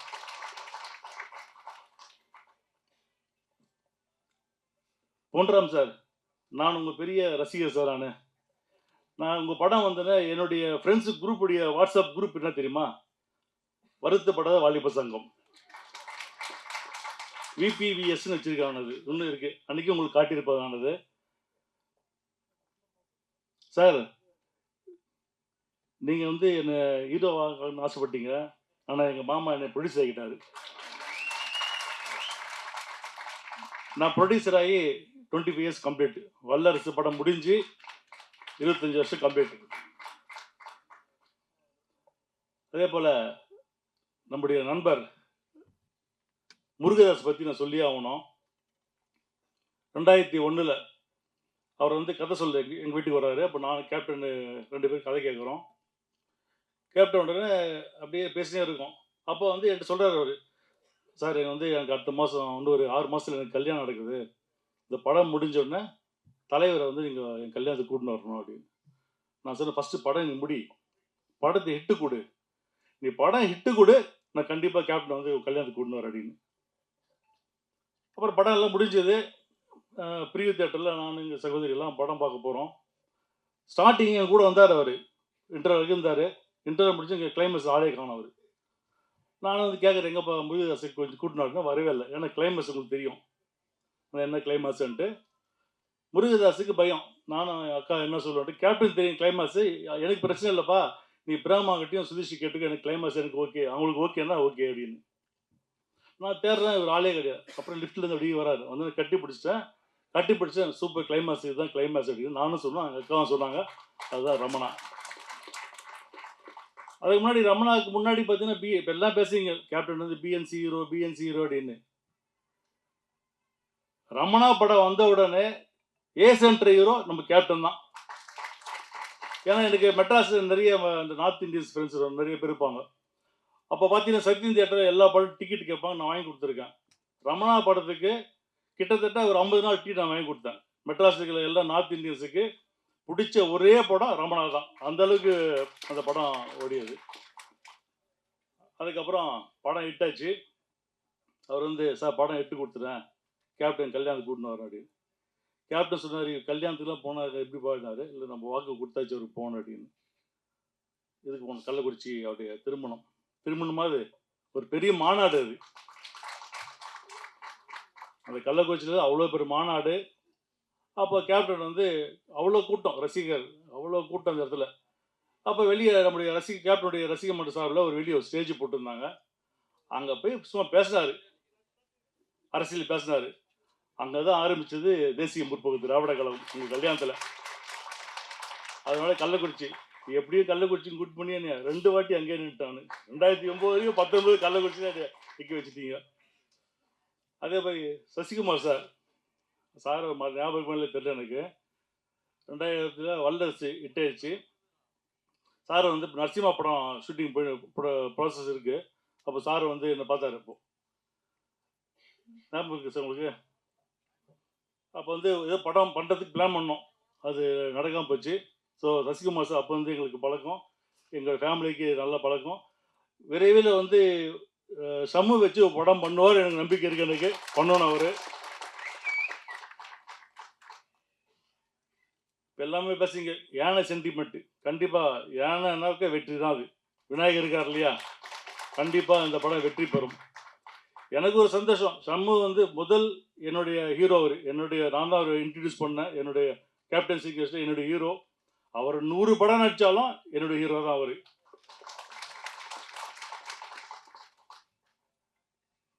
எல்லாம் நான் வந்திருக்கோம். சுதீஷ் வந்து இப்போ பிரேமலதா வந்து அரசியல் பேசாமல் போவாங்க அப்படின்னு. அரசியல் பேசுவோம், ஆனால் இந்த மேடை கிடையாது, அதுக்கு வேற மேடை இருக்குது. இந்த மேடையை பொறுத்த வரைக்கும் பத்திரிகை நண்பர்கள் அனைவரும் எல்லாம் உங்கள் கையில் தான் இருக்குது. கேப்டனை தூக்கி விட்டுட்டு நீங்கள் தான். அதனால் சண்முக பாண்டிய கேப்டன் இல்லை இன்னைக்கு. இப்போ அந்த மாதிரி சொன்ன மாதிரி தாய் மாமன் அந்த முறையில் நான் பேசுகிறேன். நான் சண்முக பாண்டியனை உங்கள் கையில் நாங்கள் ஒப்படைக்கிறோம். நல்ல இடத்துல அவர் வந்து சேர்க்க வேண்டியது பொறுப்பேற்று கேட்டு இந்த படத்தை இயக்கிய அன்பு அவர்கள் வந்து அவர் எனக்கு டைரக்டர் தெரியல, எனக்கு இந்த படத்தை ப்ரொடியூஸ் பண்ணி தெரியாது. எனக்கு எல்லா விஷயமே அவர் தான் பார்த்தார். என்னை பொறுத்த வரைக்கும் இந்த படம் வெற்றி பெறும்.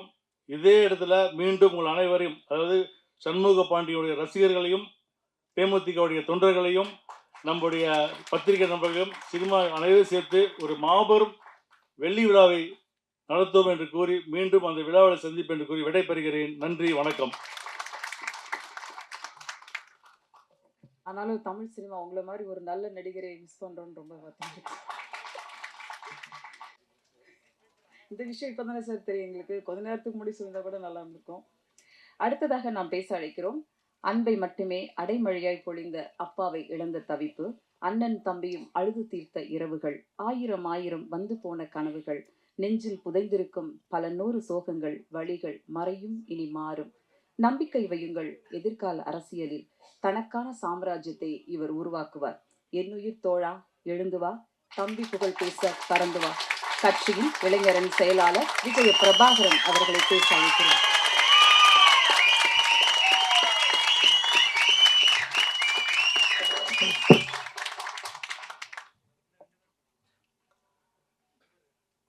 அனைவருக்கும் வணக்கம்.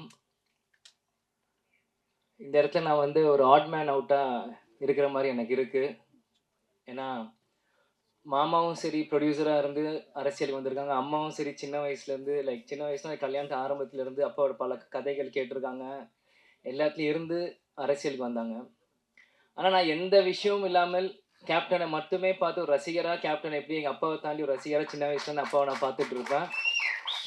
இந்த வாட்டி என்னை ஒரு சினிமா மேடைக்கு கூப்பிட்டு பேச வைக்கும்போது உண்மையிலேயே எனக்கு கொஞ்சம் வெக்கமாக இருக்குது, ஷையாக இருக்குது. நீங்கள் இங்கே இருக்கணுமா நான் அப்படின்ட்டு எனக்கு இருக்குது.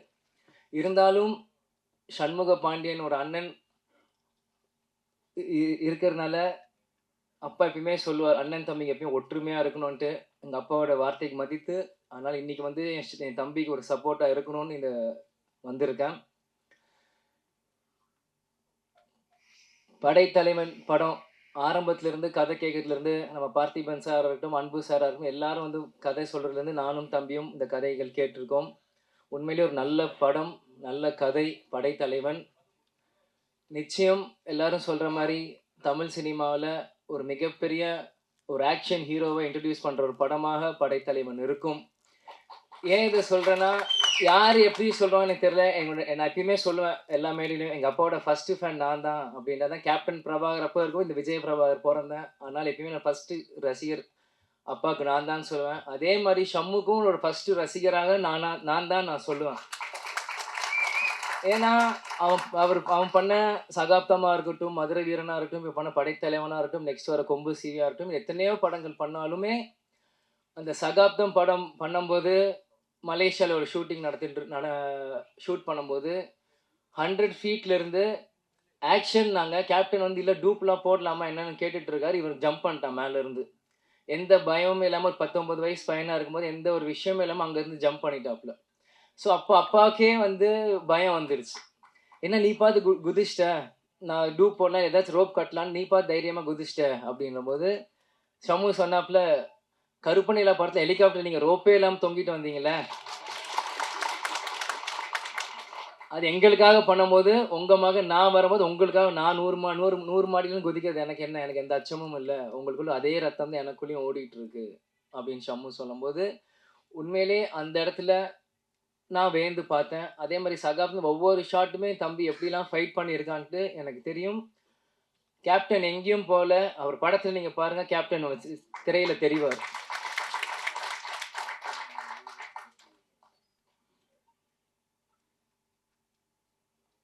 நம்ம மாமா சொன்ன மாதிரி ஃபஸ்ட்டு படம் சகாப்தம் கார்த்திக் ராஜா சார் இசையமைச்சிருக்காரு. இந்த படம் இசைஞானி இளையராஜா சார் இசையமைச்சிருக்காங்க.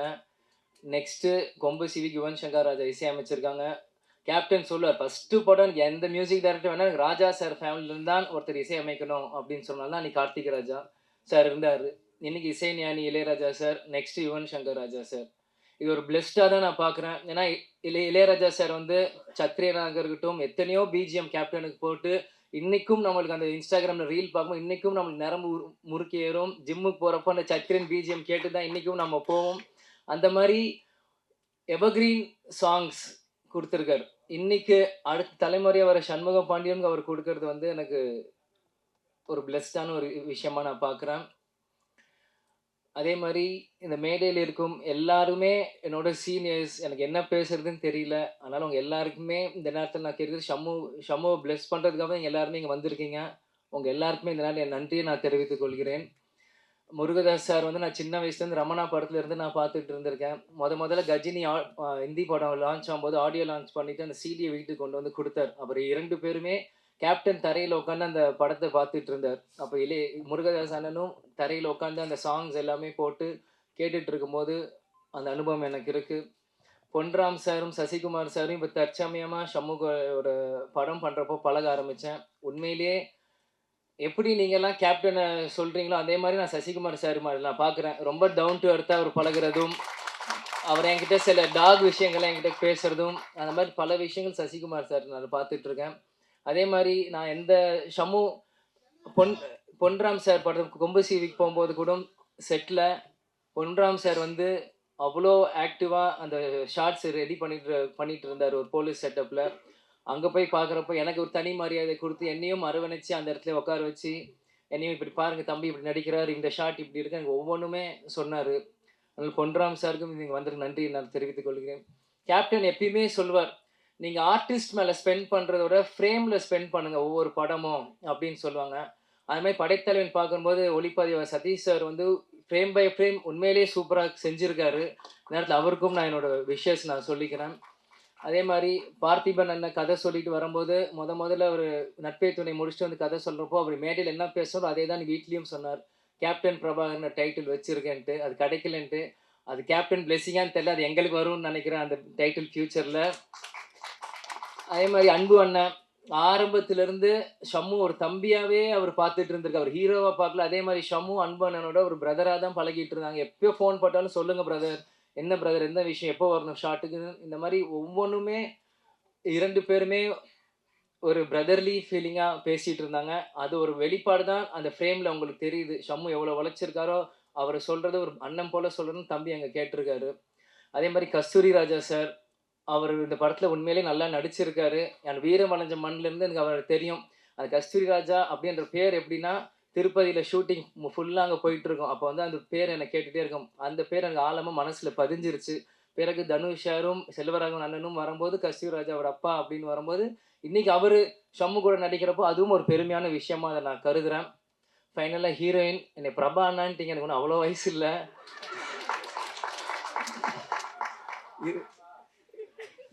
நீங்களும் இந்த படத்தில் நல்லா நடிச்சிருக்கீங்க. கேப்டன் நீங்கள் பார்க்க ஆஃபீஸ் வரும்போது உங்களை நான் சந்தித்தேன். உங்களுக்கு என்னோட பெஸ்ட் விஷஸ்.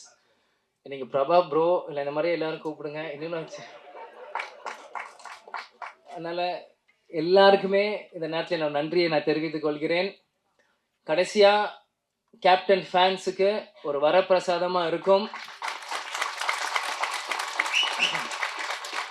அந்த கடைசியில் அந்த கேப்டன் கண்ணு காமிக்கும் போது எனக்குலாம் அழுக வந்துருச்சு. ஆனால் எல்லாமே கண்ட்ரோல் பண்ணிவிட்டு சிரிச்ச முகத்தோடு நிற்கிறேன். நான் அரசியல் மேடையில் சொன்னது தான் DMDK 2.0 ஸ்டார்ட் ஆகுதுன்ட்டு. அது ஒவ்வொரு இடத்துலையும் நீங்கள் பார்ப்பீங்க. வெறும் அரசியல் மேடை, இந்த சினிமாலையும் DMDK 2.0 அப்படின்னு ஸ்டார்ட் ஆகுனா இன்னைக்கு ஷம்மு ஒரு பக்கம் வருவாப்பில், நம்ம கட்சி ஒரு பக்கம் வளரும், நம்ம நினச்ச கொள்கைகள் ஒரு பக்கம் வளரும். கேப்டன் விட்டுட்டு போன பணிகள் எல்லாமே நம்ம ஒன்று விடாமல் செய்வோம். அது சினிமாவாக இருந்தாலும் சரி, மக்கள் பணியாலும் சரி, அரசியல் இருந்தாலும் சரி. அதனால எல்லாமே இன்னைக்கு நாங்கள் இங்கே நிற்கிறோம், இந்த மேடையில் இருக்கிறோம். எல்லாத்துக்குமே அது காரணம் எங்கள் அப்பா, எங்கள் கேப்டன் மட்டும்தான். அவர் இல்லாத இந்த நேரத்தில் மக்களாக நீங்களும், பத்திரிகை நண்பர்கள் நீங்களும், என்னோட தம்பி உங்களோட சண்முக பாண்டியனை நீங்கள் வளர்த்து விடணும். அரசியல் மேல முதல்ல கேப்டன் வந்து என்னை போ அப்படின்னு சொன்னார். அப்போ வந்து என்னோட தொண்டர்களும் ரசிகரும் கூட இருக்காங்க, தைரியமாக போன்னு சொன்னார். அதே மாதிரி இன்னைக்கு சினிமா உலகத்தில் சண்முக பாண்டியன் வரப்போ மக்களும் பத்திரிகை நண்பர்களும் டெக்னீஷியன்ஸ் கூட நம்பிக்கையில் இன்னைக்கு சண்முக பாண்டியன் உங்களுக்கு முன்னாடி நாங்கள் அமைச்சிருக்கோம். நாங்கள் எந்த ஃபிலிம் எந்த ஷூட்டிங் நாங்களாம் வரமாட்டோம், உங்களை நம்பி அமைச்சிட்டோம். இனி அவர் உங்கள் ஹீரோ. கேப்டன் எங்கள் சொத்து இல்லை, பொது சொத்து. அந்த பொது சொத்தோட வாரிசு சண்முக பாண்டியனும் உங்கள் சொத்து. அதனால் சண்முக பாண்டியன் மிகப்பெரிய ஹீரோவாக்குறது எங்கள் ஆசையை தாண்டி கேப்டனோட ஆசை. கேப்டனோட ஆசை என்னமோ அது உங்களோட கிட்ட நான் கொடுக்குறேன். அதனால் நிச்சயம் சண்முக பாண்டியன் மிகப்பெரிய ஹீரோவாக வரணும். நீங்கள் கொடுப்பீங்கன்னு நம்புகிறேன். கேட்பது என் உரிமை, கொடுப்பது உங்கள் கடமை. திரும்பியும் சொல்கிறேன், சண்முக பாண்டியன் மிகப்பெரிய ஹீரோவாக வரணும். கேட்பது என் உரிமை, கொடுப்பது உங்கள் கடமை. அதே மாதிரி MC கவிதா காவ்யா அவங்களுக்கும் இந்த நேரத்தில் எனக்காக ஒரு இன்ட்ரடக்ஷன் கொடுத்து எனக்கு ஒரு வரவேற்பு கொடுத்தாங்க. பல இடத்துல அவங்க ஸ்டார்ட் பண்ணும்போது நிறைய பேர் வந்து அவங்களை ஸ்டாப் பண்ணிடுவாங்க. பட் எனக்காக அவங்க நேரத்தை செலவு செஞ்சு எனக்காக ஒரு இன்ட்ரடக்ஷன் கொடுத்தது அவங்களுக்கும் இந்த நேரத்தில் நான் நன்றியை தெரிவித்துக் கொண்டு விடைபெறுகிறேன். நன்றி, வணக்கம். நீங்கள் சொன்ன மாதிரியே சொல்லிட்டோம் இனிமே. நன்றி. அடுத்ததாக நாம் பேச அழைக்கிறோம். பாசத்திலும் நேசத்திலும் புழுதி பறக்க குருதி சொட்ட கத்தியோ பேசினாலும் கம்பு சுத்தினாலும் ஊர் பாசம் எப்போதும் போகாது. கேப்டனை பார்த்து சினிமாவுக்கு வந்தவர்களும் கேப்டனை பார்த்து சினிமா ஆசை வார்த்தவர்களும் மதுரையில் பலர் உண்டு. சொக்கத்தங்கமாய் ஒரு கருப்பு தங்கம் கேப்டன் அவர்களின் நினைவுகளை நம்மோடு பகிர்ந்து கொள்ள அழைக்கிறோம். தமிழ் சினிமாவின் தொடர் வெற்றியாளர் சசிகுமார் அவர்களை பேச அழைக்கிறோம்.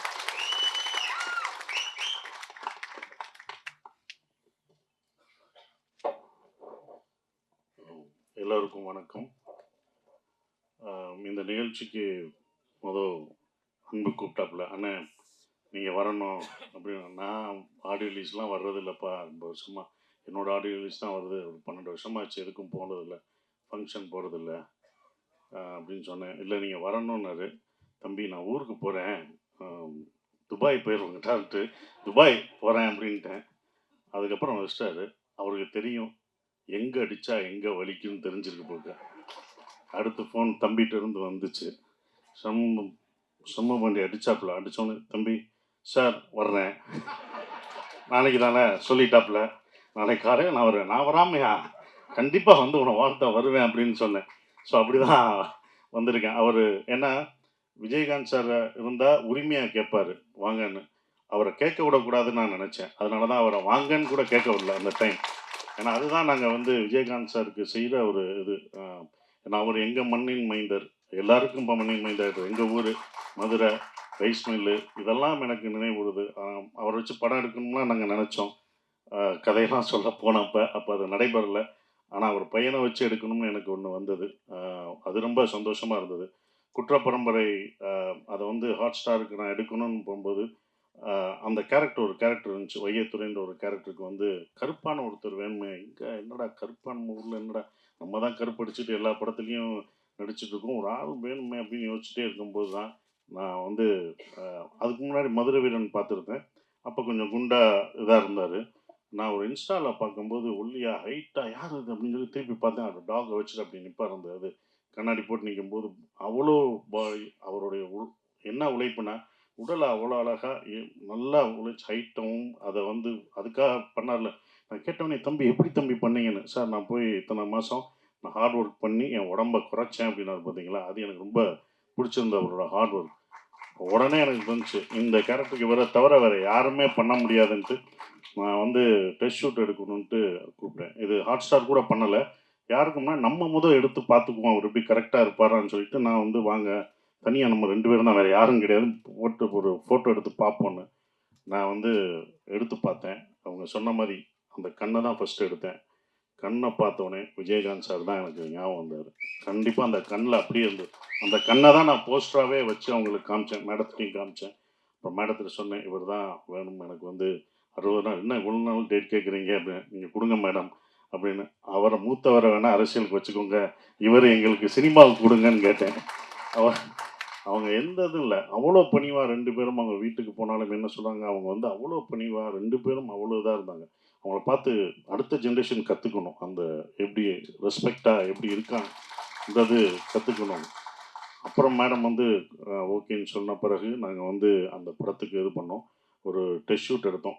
அவரை வச்சு இவங்களாம் நான் தான் 4 நாள் ஃபஸ்ட்டு நான் தான் படுத்தேன்.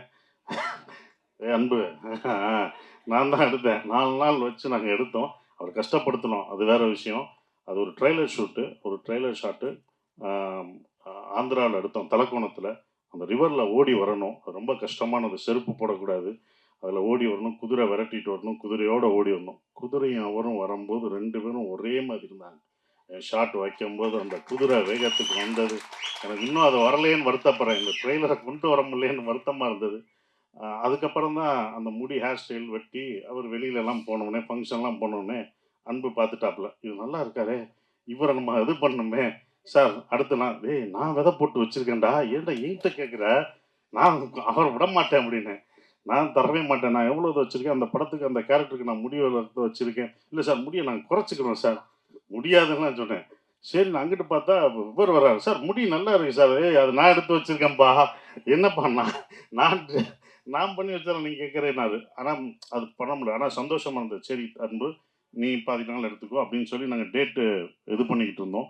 ஒரு விஷயம் தான் சொல்லணும், அவர் படம் ரிலீஸ் ஆகலை, ஆனால் இத்தனை பேர் இருக்கோம் பார்த்தீங்களா, இதுதான் உங்களோட வெற்றி. படம் வர்றதுக்கு முன்னாடி ஒரு வெற்றி வந்து எந்த நடிகருக்கு வந்தால் ஒரு படம் வந்து அடுத்த படம் தான் வரும். இந்த இத்தனை பேர் உங்களை அடுத்து வச்சு படம் பண்ணுறாங்களே, இதுதான் உங்களோட வெற்றியாக பார்க்குறேன். ரொம்ப டெடிக்கேட்டிவானது, ஆனால் நாங்களாம் பார்த்துருக்கோம், சும்மா யாரும் சொல்லலை. உண்மையிலே அந்த டெடிக்கேஷன் அவருக்கு அவ்வளோ இருந்தது.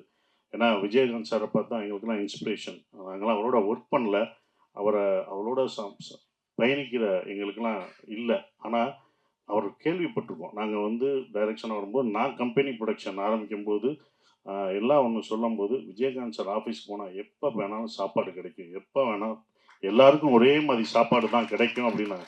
அப்போ நான் என் கம்பெனியில் சொன்னேன், சார் ஆஃபீஸில் எப்படி இருந்தாலும் இத்தனை வருஷத்துக்கு அப்புறம் இந்த ஜென்ரேஷனுக்கும் அடுத்த ஜென்ரேஷனுக்கும் அவர் சாப்பாடு போட்டது இன்னும் வந்துட்டு இருக்கு பார்த்தீங்களா, அது தொடருதுன்னா பாருங்கள் எவ்வளோ இதாக இருக்குது. இதை நம்ம பண்ணணும்னு சொல்லி அவர் எனக்கு இன்ஸ்பிரேஷனாக அந்த இதில் இருந்தார். அது வந்து ரொம்ப இது. சுதீஷ் சார் சொன்னார், விஜயகாந்த் சார் மாதிரி தம்பியை பத்திரிகையாளரும் மக்களும் அடுத்து அவரை ஏற்றி விட்டுருங்க அப்படின்னு சொல்லிட்டு இருந்தார். சார் தமிழ்நாடு மக்கள் ரொம்ப சென்டிமெண்ட்டான ஆளு சார், சென்டிமெண்ட் பீப்புள் சார். நாங்கள் எப்படி விஜயகாந்த் சாரை வந்து அப்படி தூக்கி வச்சு தமிழ்நாட்டுக்கு கொண்டாடிச்சோ, அதே மாதிரி அடுத்து சண்முக பாண்டியன் கண்டிப்பாக தமிழ்நாடு மக்கள் கைவிட மாட்டாங்க சார், தூக்கி கொண்டாடுவாங்க சார், உறுதி சார். பெரிய இடத்துக்கு போகிறேன், ஏன்னா இந்த மாதிரி ஒரு ஹைட்டில் இந்த மாதிரி ஒரு கருப்பான ஒரு ஹீரோ கிடையாது சார். நாங்கள் கருப்பான இல்லை சார், அந்த மாதிரி கிடையாது. அவர் வந்தது எங்களுக்கு வந்து ரொம்ப சந்தோஷம் சார், அதுதான் எடுத்துகிட்டு இருக்கோம். ரொம்ப சந்தோஷமாக இருக்குது. என்னால் வந்து அவரை வச்சு படம் லேட்டாகுது, தாமதம். கண்டிப்பாக அந்த குற்றப்பரம்பரை எடுக்கும்போது அந்த கேரக்டருக்கு அவர் தான் வருவார், அவரை வச்சு தான் நான் எடுப்பேன், வேறு யாருமே அது கிடையாது. நாங்கள் வச்ச விதை வளர்ந்துருக்கு. இத்தனை பேர் நாங்கள் அந்த அவரால் பயன்படுத்தி அதை அறுவடை பண்ணுறோம். இந்த படம் கண்டிப்பாக படைத்தலைவன் பெரிய வெற்றி அடையும். அது அன்புக்கும் ப்ரொடியூசர் எல்லாருக்கும் என்னுடைய வாழ்த்துக்கள். கேமராமேன் சதீஷ் சார், அவரோட ஒரு படம் நான் பண்ணிகிட்ருக்கேன். ரொம்ப அற்புதமான ஒரு கேமராமேன், டெடிக்கேட்டிவாக ஒர்க் பண்ணுவார். அவர் ஒர்க்கையும் பார்த்துருக்கேன், ரொம்ப அற்புதமாக பண்ணுவார். இந்த படத்தில் பணியாற்றிய எல்லாருக்கும் என்னுடைய வாழ்த்துக்களை தெரிவிச்சுக்கிறேன். அவரை வாழ்த்த வந்த எல்லாருக்கும் என்னுடைய வாழ்த்துக்கள். நன்றி. இந்த படம் வெற்றி விழாவில் சந்திப்போம். நன்றி. மேடம் ரொம்ப நன்றி மேடம். பையனை எங்களுக்கு கொடுத்ததுக்கு அவங்களுக்கு தான் நன்றி சொல்லணும். அவ்வளோ அழகாக அவங்கள வளர்த்துருக்காங்க, அவ்வளோ டிசிப்ளின் பண்ணியிருக்காங்க. அது கண்டிப்பாக ஜெயிப்பார் மேடம். மக்களோட மனசு தான் ஜெயிப்பார், வெற்றி பெறுவார் மேடம். நன்றி. அடுத்தது நாம் பேச அழைக்கிறோம். சாமானிய மக்களை வைத்து சாவில் சம்பாதித்த ஊழல் பெருச்சாளிகளை உலகுக்கு அடையாளம் காட்டிய படம் ரமணா. ஒருவர் இறந்த பிறகு மனைவி அழுதா நல்ல கணவன், குழந்தைகள் அழுதா நல்ல தகப்பன், ஊரே அழுதா நல்ல தலைவன், உனக்காக நாடே அழுவுதையா என்ற வசனம் நினைவிருக்கும். கேப்டனின் இறுதி ஊர்வலத்தில் இந்த வசனம் சொல்லி அழுதவர் பலர். வறுமையின் வாசலில் நின்று மருத்துவமனை, அரசு அதிகாரிகள், குற்றவாளிகள் என்று கேப்டன் அவர்களை வைத்து என்றும் மறக்க முடியாத ஒரு டிரான்ஸ்ஜெண்டர் சோடி கொடுத்த AR முருகதாஸ் அவர்களை பேச அழைக்கிறோம்.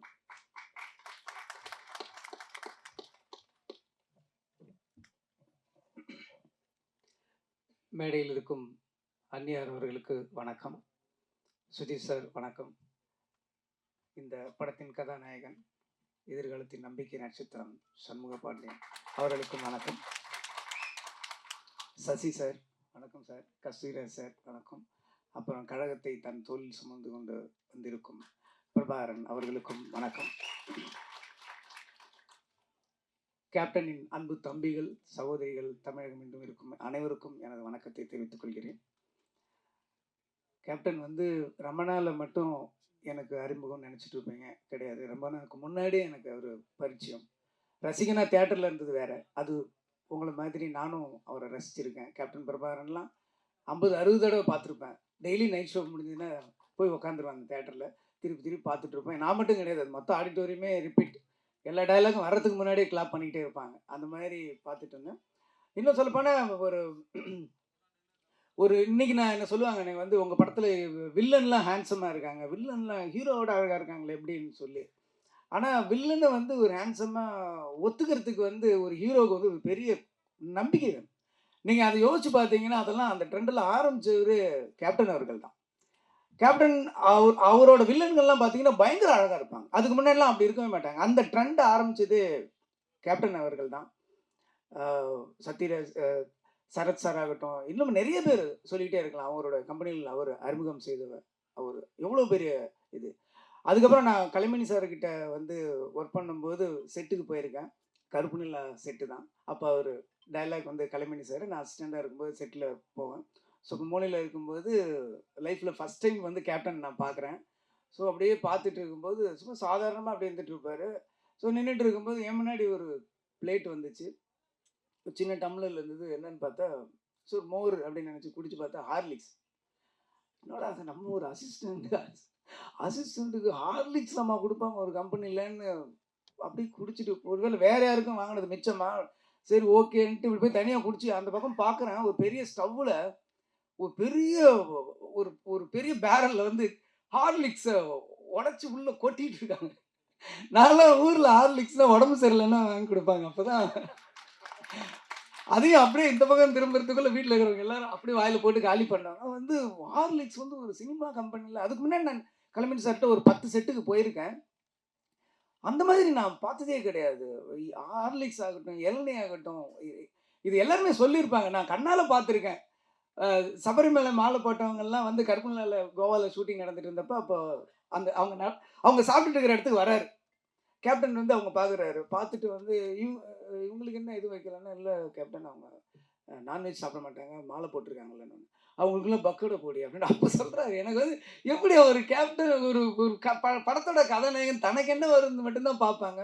ஃபுல்லாக எல்லாருமே சாப்பிடணுன்ட்டு அந்த வயிறு நிறையணும்னு நான் நிறைய விஷயம் கண்ணால் பார்த்துருக்கேன். அந்த ராஜபாதர் ஸ்ட்ரீட்டு கூட நம்ம பாண்டி பஜாரோட பேரல் ஸ்ட்ரீட் போகும்போது அந்த கம்பெனிக்கு நான் போயிருக்கேன். போயிட்டு இருக்கும்போது வெளியில் ஒரு 500 பேர் நிற்பாங்க. எப்பயுமே ஒரு 500 பேர் இருப்பாங்க. அப்போ கேப்டன் அவர்கள் அவர் கையால் அந்த பாக்கெட்டு சாப்பாடை கொடுப்பாரு. அதை நான் பார்த்துருக்கேன், எங்கனால பார்த்துருக்கேன். அந்த பக்கம் இருக்கிற மீடியேட்டர்ஸ் எல்லாருக்குமே அது ஒரு ஹப்பு மாதிரி இருக்கும். அந்த மாதிரி ஒருத்தரை நான் பார்த்தது நிறைய விஷயம். அந்த கேப்டன் பிரபான் அந்த ஹெலிகாப்டர் ஷாட் அப்போ நான் இருக்கேன். அந்த டைமில் நான் கீழே இருந்தேன். அப்போ அதே மாதிரி சொன்னாங்க, டூப் போட்டு பண்ணிக்கலாம் அப்படின்ற மாதிரி சொன்னாங்க. அன்னைக்கு இவங்க 2 பேருமே வந்திருந்தாங்க, அண்ணியும் வந்திருந்தாங்க. அன்னைக்கு செட்டுக்கு ஒரு அம்பாசடர் காரில் வந்தாங்க, நல்லா ஞாபகம் இருக்குது. அன்னைக்கு அந்த பர்டிகுலர் ஷூட் அப்போ அவங்க இல்லைன்னு நினைக்கிறேன்.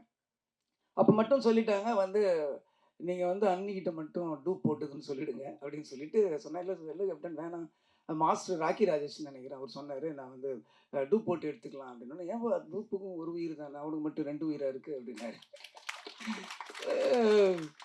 அதெல்லாம் அவ்வளோ பக்கத்தில் இருந்து எந்த மைக்கும் கேமராவும் இல்லாமல் காதால் கேட்கும்போது ஒரு பெரிய மிரட்சி உண்டாயிடுச்சு, ஒரு மரியாதை உண்டாயிடுச்சு.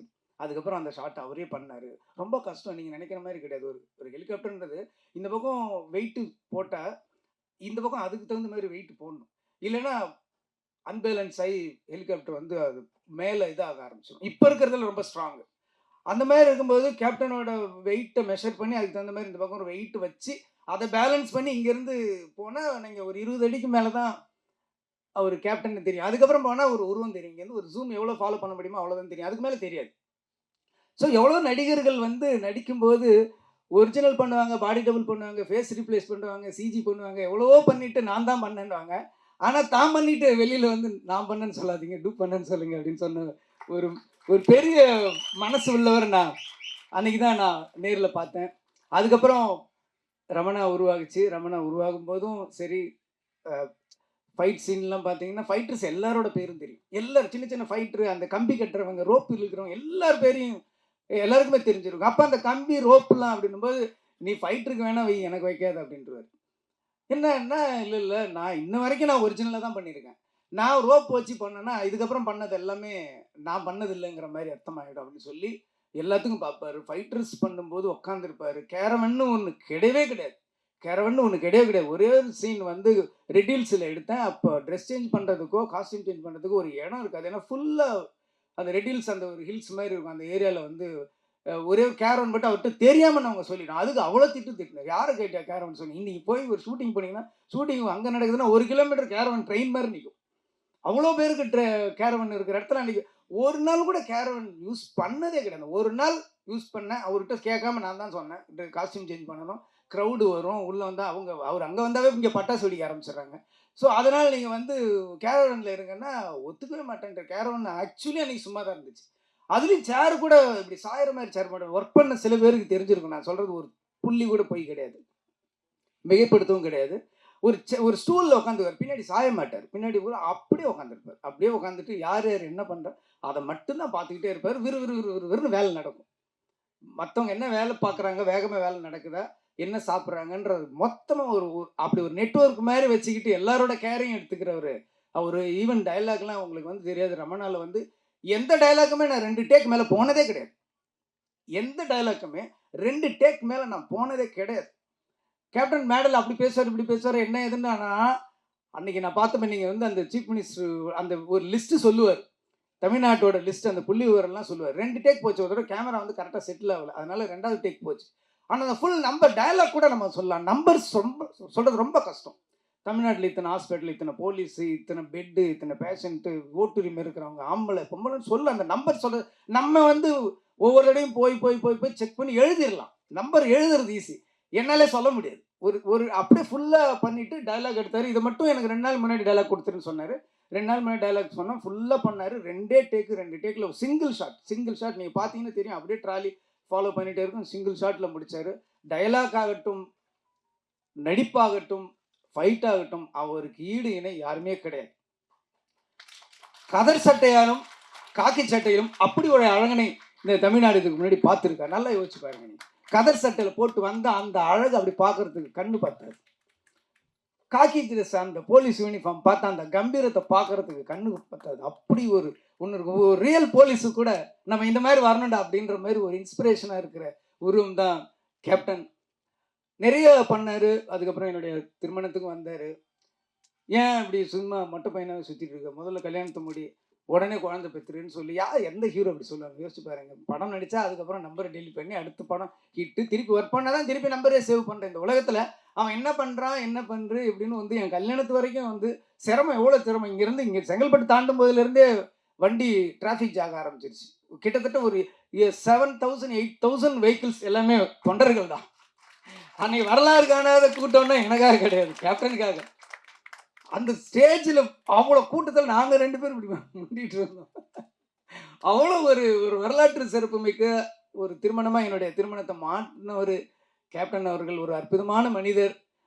இங்கே வந்து கஸ்தூராஜா சார் வந்து நானும் ஒர்க் பண்ணியிருக்கேன்னு எனக்கு சின்ன பொறாமையாக இருந்தது. எனக்கு மட்டும்தான் அந்த பெருமை இருக்கும்னு நினச்சேன். அவரும் ஒர்க் பண்ணியிருக்காரு. ஸோ அவரை அந்த ஒரு மாமனிதரை வந்து நம்ம அவ்வளோ பக்கத்தில் இருந்து என் வாழ்க்கையில் வந்து நான் ஒரு வருஷத்தை அவரோட கழிச்சிருக்கேன் போது அந்த ஒவ்வொரு நினைவுகளும் என் வாழ்க்கையில் எப்பயுமே எதிரொலிச்சிக்கிட்டு இருக்கும். அவர் குரல் எப்பயுமே என் காதில் கேட்டுக்கிட்டே இருக்குங்கிறது போது எனக்கு ரொம்ப அதை விட ஒரு பெருமை என்ன இருக்க முடியும். அப்படி ஒரு மாமனிதர் நம்ம மண்ணில் இருக்கு இருந்தார். ஒரு பெரிய நம்ம வாழ்க்கையில் எப்பயுமே நம்ம கடவுள் வந்து எப்பயோ ஒரு வழியை வந்து நமக்கு என்றைக்குமே ஒரு இழப்பையும் ஒரு பிரிவையும் நமக்கு வந்து யாராலையுமே ஈடு செய்ய முடியாது. எந்த மருந்தாலும் அதற்கு அதை ஆற வைக்கவும் முடியாதுன்றது வந்து கேப்டனுடைய இழப்பு. இருந்தாலும் கேப்டன் ஒரு அற்புதமான 2 சிங்கக்குட்டிகளை கொடுத்துருக்காரு. கேப்டன் வந்து எல்லாருக்கும் எல்லாமே கொடுத்துருக்காரு. ஆனால் யாருக்குமே கொடுக்காத ஒன்னே ஒன்று இந்த படத்தோட ஹீரோ கொடுத்துருக்காரு. அவரோட 2 கண்கள். அந்த கண்ணு போதும் கேப்டன் பார்க்குற மாதிரி அப்படியே இருக்கு. எவ்வளோ பேருக்கு இண்டஸ்ட்ரியில் இருக்கிற ஒரு வாழ்க்கை கொடுத்துருக்காரு. ஆர் சுந்தரராஜன் மாதிரி சார் மாதிரி ஒரு வில்லேஜ் படத்தில் நடிப்பார். அந்த பக்கம் பார்த்தா ஆர்மியோட ஃபைட் பண்ணிட்டு இருப்பாரு. ஃபில்ம் இன்ஸ்டிடியூட்டோட இன்னும் அடையார் ஃபில்ம் இன்ஸ்டியூட் அந்த டைமில் வந்து அவ்வளோ இன்னைக்கு இருக்கு விஸ்காம் அவ்வளோ இருக்கு. அன்னைக்கு டைமில் அடையார் ஃபில்ம் இன்ஸ்டியூட் வந்து உள்ள வந்தது Abavanan sir, Chellumani sir, Udhayakumar sir, அவ்வளோ பேர் இன்ஸ்டியூட்ல அந்த டிஎஃப்டிலேருந்து வெளில வந்ததுக்கு எல்லாமே ஒரே காரணம் வந்து கேப்டன் அவர்கள் தான். இன்னைக்கு வந்து நடிகர் சங்கமாகட்டும் எவ்வளோ பேரை உருவாக்கியிருக்காரு. அவர் வீட்டில இருந்து ஒரு பையன் வந்து நம்ம இண்டஸ்ட்ரிக்கு வந்திருக்காருன்னும் போது நம்ம வந்து 2 கையை விரிச்சு அவருடைய வாரி அணைச்சிக்கணும் அவரை. அது வந்து அவர் சொன்ன மாதிரி இது கேட்கறதுக்கு எனக்கு உரிமை இருக்குன்னு சொல்லாரு, இல்லை செய்யறதுக்கு எங்களுக்கு கடமை இருக்குங்கிறது தான் உண்மை. அதனால பத்திரிகை நண்பர்கள் ஒரு 2-3 படத்துக்கு அவர் படங்கள்ல நல்லதை மட்டும் எழுதுங்க. நம்ம அதுக்கப்புறம் நம்ம ஒரு கரெக்டாக பார்த்துக்கலாம். ஆனால் அந்த ஃபர்ஸ்ட் என்கரேஜ் பண்ண வேண்டியது உங்கள் கையில் தான் இருக்குது. இண்டஸ்ட்ரியில் இவ்வளோ பேர் என்ன மாதிரி எவ்வளோ பேர் வாழ்ந்துட்டு இருக்காங்க, எவ்வளோ பேர் எத்தனையோ வயிறுகள் இன்னமும் சாப்பிட்டுட்டு இருக்கிறதுக்கு அவர் காரணமாக இருந்திருக்காரு. அதனால அவருக்கா இந்த படம் மிகப்பெரிய வெற்றியை நம்ம கொடுக்கணும். அது அடையும். ரொம்ப பிரமாதமாக இருக்காரு. எனக்கு ஒரே ஒரு சந்தேகம் தான், எப்படி இவருக்கு கட் அவுட் வைப்பாங்கன்னு நான் ஆச்சரியப்படுறேன். ஏன்னா இவரே கட் அவுட் மாதிரி இருக்காரு. இவ்வளோ ஒரு கம்பீரமான ஒரு கதாநாயகன் தமிழ் சினிமா கிடைச்சிருக்காரு. ரொம்ப சந்தோஷமா இருக்கு. வளர்ந்து வாங்க. ரமணா 2 எடுப்போம். திருப்பியும் வந்து நம்ம கேப்டனை வந்து நம்ம காட்டுவோம். இந்த படம் ரொம்ப அற்புதமா இருக்கு. யானை வச்சு பண்ணியிருக்காரு. யானையும் ஒரு சிங்கம் நடிச்ச மாதிரி தான் இருந்துச்சு எனக்கு பார்க்கும்போது. கள்ளழகர்லையும் கேப்டன் அவர்கள் வந்து யானையோட நடிச்சார். அப்போ ஒரு இன்டர்வியூக்களும் நான் படித்த ஞாபகம் இருக்கு. நான் வந்து யானை வந்து அப்படியே ஒரு குழந்தை மாதிரி பிஹேவ் பண்ணுது, நானே ஒரு யானை வாங்கலான்னு இருக்கேன் அப்படின்னு ஏதோ ஒரு இன்டர்வியூவில் அவர் சொன்னது மாதிரி நான் படித்த ஞாபகம் இருக்குது. அவ்வளோ ஒரு அற்புதமானவர். இன்னும் சொல்லப்போனால் ரொம்ப கடினமான உழைப்பாளி. சேலத்திலேருந்து ஒரு இதுலையும் நான் பத்திரிகையில் படித்தது, சேலத்திலேருந்து ஊட்டிக்கு பைக்லேயே ஷூட்டிங்க்கு போனார் அப்படின்லாம் நான் படிச்சிருக்கேன். அவ்வளோ கடுமையான உழைப்பாளி. உழவன் மகன் படத்தில் வந்து ஏவிஎம் ஸ்டுடியோவில் 2 ஃப்ளோரில் வந்து ஒரு ஃப்ளோரில் வந்து ஃபைட் எடுத்துகிட்டு இருக்காங்க. ரிலீஸ் ஃபிக்ஸ் பண்ணியாச்சு. ஒரு ஃப்ளோரில் வந்து ஃபைட் எடுத்துகிட்டு இருக்காங்க. இன்னொரு ஃப்ளோரில் வந்து சாங் எடுத்துகிட்டு இருக்காங்க. ஸோ இங்கே ஒரு யூனிட், இங்கே ஒரு யூனிட் இருக்குது.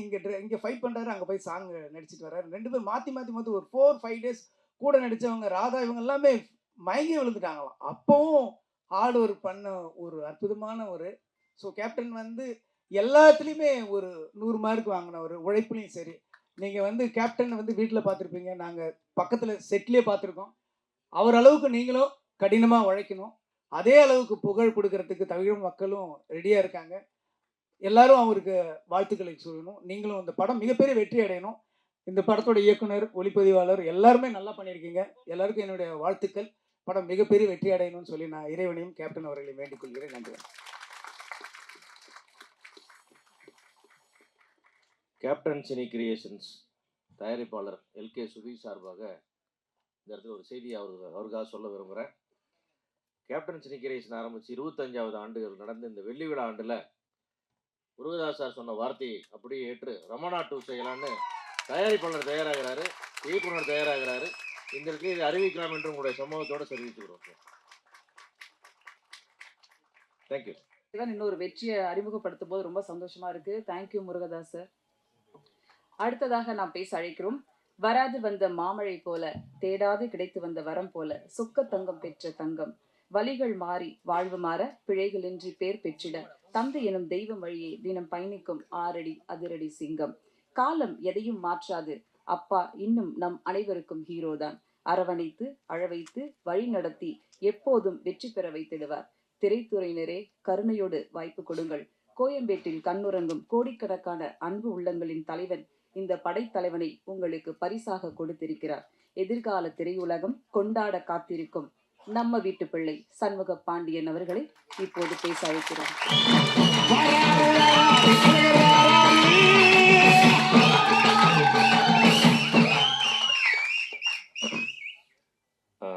வந்திருக்க ப்ரெஸ் சேனல் யூடியூப் நண்பர்கள் எல்லாருக்கும் வணக்கம். கட்சிக்காரங்க எல்லாருக்கும் வணக்கம். இந்த படம் வந்து எனக்கு ரொம்ப ஸ்பெஷலான படம். எனக்கு வந்து ரொம்ப க்ளோஸான படம். ஏன்னா அப்பா இருக்கும் போது அப்பா கதை கேட்டு ஓகே பண்ண படம் இது. அதே மாதிரி அப்பாவோட பிறந்த நாள் அன்னைக்கு இந்த படத்தோட ஃபர்ஸ்ட் கிளிம்ஸ் ரிலீஸ் பண்ணுறோம். அப்பா இருக்கும் போதே நீங்கள் ட்ரெய்லரில் பார்த்த அந்த 2 ஃபைட் சீக்வன்ஸையும் அப்பா ஃபுல்லாக பார்த்துருக்காரு. அப்பா நல்லா வந்திருக்குன்னு அவர் வாயால் சொன்னார். அதனால் எனக்கு இது ரொம்ப க்ளோஸ் டு மை ஹார்ட். அதே மாதிரி அன்பு பிரதர் வந்து எனக்கு டே 1 என்ன கதை சொல்லி இது இப்படி தான் பிரதர் வரும், இது இந்த மாதிரி தான் அவுட்புட் என்ன வரும்னு சொன்னாரோ அதை அப்படியே எக்ஸாக்டாக கொடுத்துருக்காரு. So thank you brother. Cameraman sir ரொம்ப அருமையான ஒர்க் பண்ணியிருக்காரு. எனக்கு இந்த செட்டில் வந்து ஒரு ஒரு ஒரு பயமோ இல்லை நான் பண்ணுறது சரியோ தப்போ இல்லை யாரோ ஏதோ தப்பாக பேசிடுவாங்களோன்னு எனக்கு எந்த ஒரு கில்ட் ஃபீலோ ஒரு தப்பான ஃபீலோ கேமராமேன் சைடாக இருக்கட்டும் இல்லை டைரக்ஷன் சைடாக இருக்கட்டும் எங்கேயுமே எனக்கு கொடுக்கல. ரொம்ப கம்ஃபர்டபுளாக என்னை வச்சு அவ்வளோ அருமையாக என்கிட்ட இருந்து வேலை வாங்கியிருக்காங்க.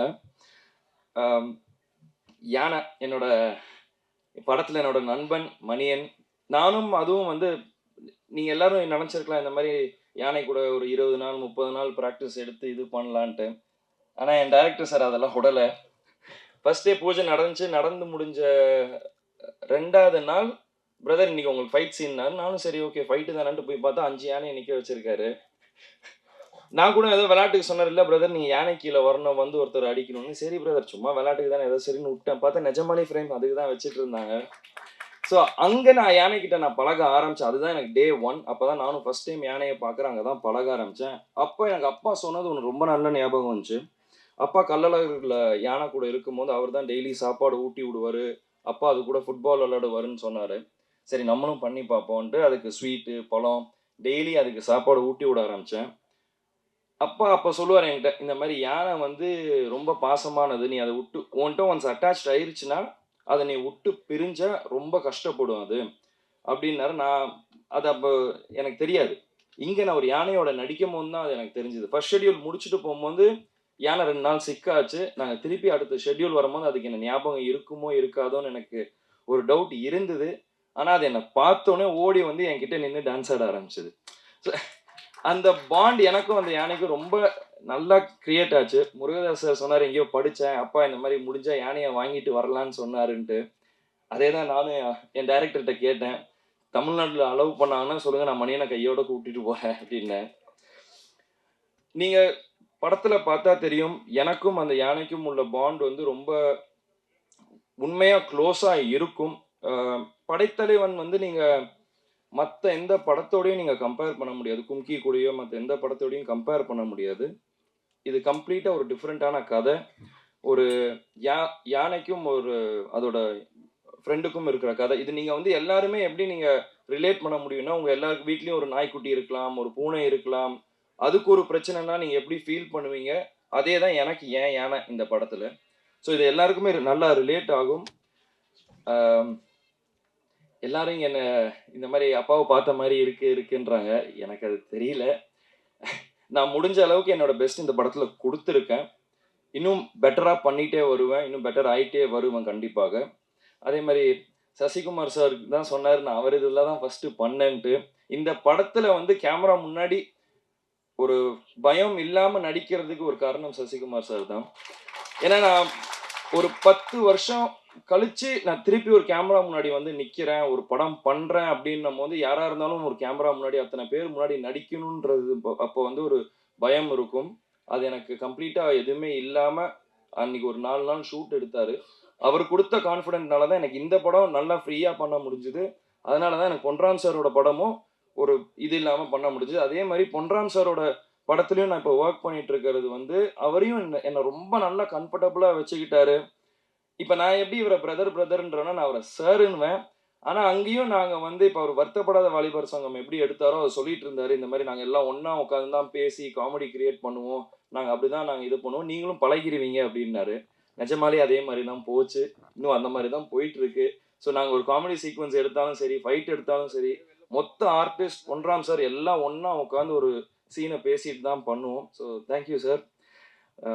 முருகா சார், நீங்கள் சொன்னீங்க கேப்டன் பிரபாகரன் நீங்கள் நிறையா ரிப்பீட் ஆடியன்ஸாக நீங்கள் போய் பார்த்தீங்கன்ட்டு. நான் அப்படி பார்த்த படம் வந்து ரமணா சார். ஸோ அது எனக்கு ரொம்ப பிடிச்ச படம். நீங்கள் ரமணா 2 என்னை வச்சு எடுக்கணுன்றீங்க. Thank you so much. It means a lot to me sir. ஏன்னா என்னோட ஒன் ஆஃப் த ஃபேவரட். நான் ரமணா நான் அம்மா கிட்ட கூட சொல்லியிருக்கேன். இந்த மாதிரி நிறைய இன்டர்வியூஸ்லையும் கேட்டிருக்காங்க, உனக்கு ரீமேக் பண்ணணுன்னா எந்த 2 படம் இல்லை எந்த இது படம்னா எனக்கு ஃபஸ்ட்டு சத்ரியன்னுவேன், அதுக்கு அடுத்து எனக்கு ரமணா தான். So thank you so much sir. அதே மாதிரி கேமராமேன் சார், நீங்கள் என்னென்னமோ நீங்கள் சொல்லி நம்ம ஷூட்டிங்கில் நிறையா பண்ணியிருக்கோம். பட் அவுட்புட் நான் இப்போ பெரிய ஸ்க்ரீனில் பார்க்கும்போது எக்ஸ்ட்ராடினரி சார். ரொம்ப சூப்பராக பண்ணியிருக்கீங்க சார். அண்ட் இதில் நாங்கள் ஷூட்டிங் நாங்கள் நிறைய கஷ்டப்பட்டிருக்கோம். எப்படின்னா இந்த ரெயின் சீக்வன்ஸ் ஃபைட்டு பார்த்தீங்க இல்லையா, அது நாங்கள் ஃபஸ்ட்டு நீங்கள் ரெயின் இருக்காது, நாங்கள் ஷூட்டிங் ஆரம்பித்தோம், ஃபைட் சீக்வன்ஸ் செட் பண்ணிட்டாங்க, திடீர்னு மழை பெஞ்சது, ஷூட்டிங் கேன்சல் பண்ணிட்டு எல்லாம் கிளம்பிட்டோம். டெய்லி ஒரு கிட்டத்தட்ட ஒரு 5 நாள் இருக்குமா, 5-6 நாள் டெய்லி காலையில் 5 மணிக்கு நானும் டைரக்டரும் வெளியே ஸ்க்ரீனை திறந்து எட்டி பார்த்துக்கிட்டே இருப்போம், மழை பெய்யுமா பெய்யாதான்ட்டு. ஸோ ஷூட்டிங் ஸ்பாட்டுக்கு போனதுக்கு அப்புறம் தான் தெரியும். நான் கேட்டேன் டேரக்டர்கிட்ட, இதை பேசாமல் ரெயின் எஃபெக்டாக மாற்றிடலாமான்ட்டு. அவர் என்னைக்கு ரெயின் எஃபெக்டாக மாற்றினாரோ அன்னிலிருந்து மழை பெய்யுறது நின்றுச்சு. ஸோ அந்த மாதிரி நிறைய சேலஞ்சஸ் நிறைய இது இந்த படத்தில் இருந்துச்சு. அதையும் மீறி இந்த படம் நல்லா முடிச்சு ஒரு ஃபைனல் ஸ்டேஜஸ் வந்தாச்சு. இப்போ நம்ம இங்கே ஆடியோ லான்ச்சுக்கு வந்துச்சு, 23ஆம் தேதி படம் வருது. இதுலயும் நிறைய பிரச்சனை இருந்தது, நிறைய தடை இருந்தது. இந்த படம் எனக்கும் சரி அன்புக்கும் சரி ஒரு பெரிய லெசன். இந்த மாதிரி எவ்வளோ பிரச்சனை இருக்கு, வெறும் சினிமா எடுக்கிறது வந்து இது ஈஸி, அதை எப்படி வெளியே நம்ம மக்களுக்கு சேர்க்குறோன்றது அடுத்த ஒரு பெரிய ஒரு இது இருக்கு. அதில் என்னெல்லாம் பண்ணணும் பண்ணக்கூடாதுன்றத ஒரு பெரிய லெசன் 2 பேரும் கற்றுக்கிட்டோம். இப்போ ஆடியோ லான்ச்சுக்கு வந்தாச்சு. 23 நாங்கள் தியேட்டருக்கு வருவோம். நீங்கள் மக்கள், ப்ரெஸ், மீடியா, கட்சிக்காரங்க எல்லாரும் சேர்ந்து சப்போர்ட் பண்ணணும்.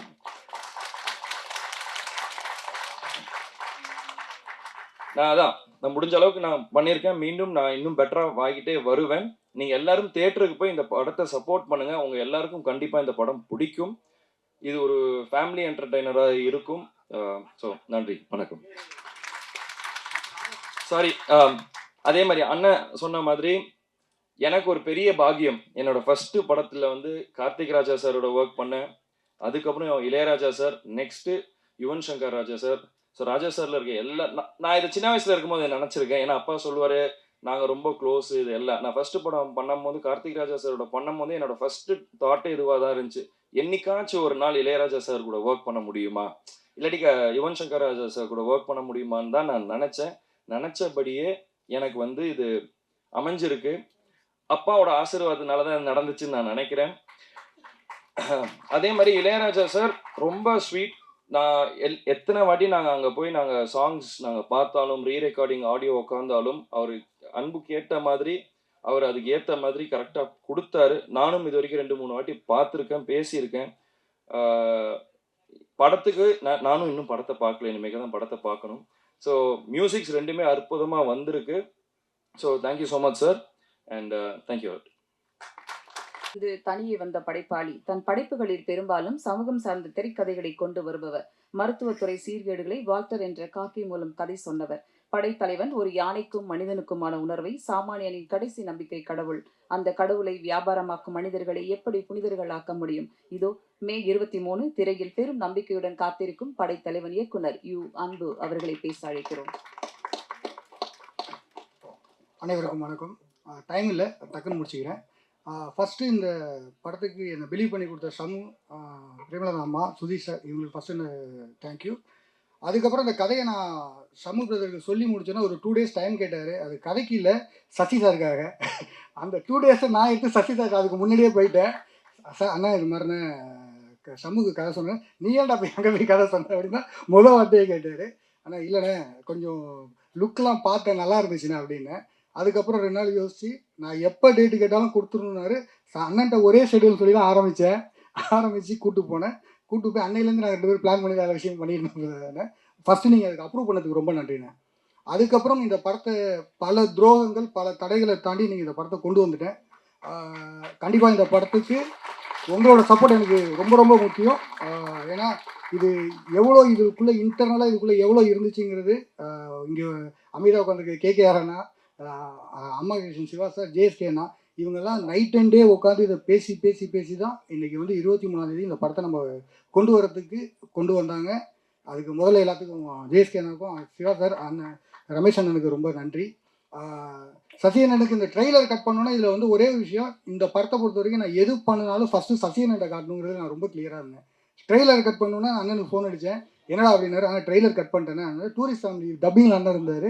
நேராக கொண்டு போய் ஃபஸ்ட்டு ட்ரெய்லரை தான் காட்டினேன். ட்ரெய்லர் காட்டிட்டோன்னா அவர் எனக்கு சர்ப்ரைஸாக நான் ஒரு ட்ரெய்லர் காட்டுறேன் பாரு அப்படின்னு குற்றப்பரம்பரை ட்ரெய்லரை பார்த்தாரு. ஆனால் இந்த இடத்துல ஒரே ஒரு ரிக்வஸ்ட், எவ்வளோ சீக்கிரம் அதை கொண்டு வரணுமோ தயவு செஞ்சு கொண்டு வாங்கினே. அது அந்த ட்ரெய்லர் இன்னமும் என் கண்ணில் நிற்கிது. ப்ளீஸ்ண்ணே. ஓகே, இதில் என் டீமை பற்றி பேசுகிறதுக்கு கொஞ்சம் டைம் கம்மியாக இருக்குது. இதில் ஒர்க் பண்ண டெக்னீஷியன்ஸ் அண்டு என்னோட இதில் ஃபஸ்ட்டு அசிஸ்டன்ட் டைரக்டர்ஸ், இது வரைக்கும் இந்த அசிஸ்டன்ட் டைரக்டரில் உள்ள எல்லா டீமுமே நைட் அண்ட் டே இந்த படத்துக்காக நேற்று 2:30 மணி வரைக்கும் க்யூவில் உட்காந்து தான் வந்திருக்கானுங்க. எல்லாருக்கும் தேங்க்யூடா. எனக்கு டைம் இல்லை. ஓகே, பிரேமலதாமா, உங்கள் வார்த்தைப்படி இந்த படத்தை 23 கொண்டு வந்துட்டேன். கேப்டன் ஃபேன்ஸ் கண்டிப்பாக இந்த படத்தை சப்போர்ட் பண்ணுங்க. வேறு எந்த சப்போர்ட்லையும் இந்த படத்தை கொண்டு வரல. உங்களை முழுக்க உங்களை நம்பி மட்டும்தான் அந்த படம் வெளில வருது. 23ஆம் தேதி தியேட்டரில் கண்டிப்பாக மீட் பண்ணுவோம். Thank you so much. காலம் எல்லா காயங்களையும் மாற்றும், ஆனால் கேப்டன் என்ற வார்த்தையையும் அவர் வாழ்ந்த வாழ்க்கையையும் ஒருபோதும் ஆற்றாது. சோகம் தன்னை தாக்கி தரையில் விழச் செய்யும் போதும் மீண்டும் எழச் செய்யும் வலிமை இப்போதும் இவருக்குண்டு. மகன்களின் எதிர்காலம் நட்சத்திரங்கள் நிறைந்த வானத்தை காட்டும் ஒரு தாயின் புன்முறுவல் இங்கே. அழுவதற்கு ஒரு தோள்பட்டை தேடும் ஆண் மகன்களுக்கு வாத்தெடுத்த வைர கம்பிகளாக வலிமை ஊட்டும் மாணிக்க தாயாக பிரேமலதா. கண்ணியத்தையும் தன் கட்சியையும் சோர்வுறாமல் மீட்டெடுப்பவர். மனம் சுமக்கும் கண்ணீருடன் மகன்களின் வெற்றிக்காக காத்திருக்கும் தேமுதிக தலைவர் மதிப்பிற்குரிய பிரேமலதா விஜயகாந்த் அவர்களை பேச அழைத்து பெருமை கொள்கிறோம்.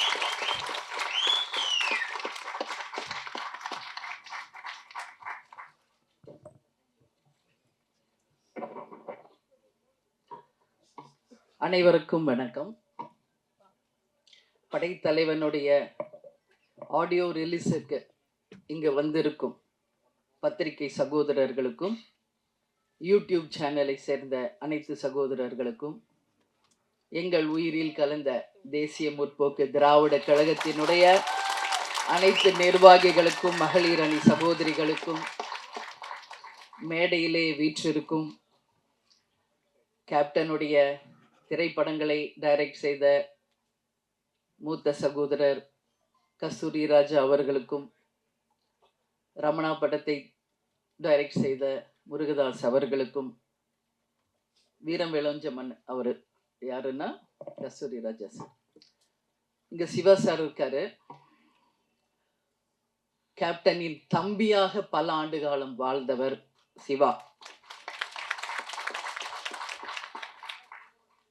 என்னுடைய அன்பு சகோதரர் சுதீஷ் அவர்களுக்கும், இந்த படைத்தலைவனில் யாரெல்லாம் உழைத்தீர்களோ அனைத்து ப்ரொடியூசர்ஸ்க்கும், எஸ்பெஷலி கேமராமேன் அவர்களுக்கும், இந்த படத்தினுடைய ஹீரோயின் அவர்களுக்கும், அவரது தாயார் அவர்களுக்கும், இந்த படத்தினுடைய டைரக்டர் அன்பு அவர்களுக்கும், இந்த மேடையிலே வீற்றிருக்கும் என்னுடைய 2 புதல்வர்களுக்கும் கேப்டன் சார்பாகவும் உங்கள் அனைவரின் சார்பாகவும் என்னுடைய பணிவான வணக்கங்களை தெரிவிச்சுக்கிறேன்.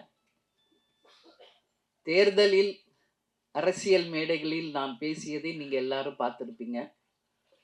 சினிமா ஃபங்க்ஷன்ல அதுவும் ஒரு ஆடியோ லான்ச்சில் பேசுறது இதுதான் நான் ஃபர்ஸ்ட் டைம்.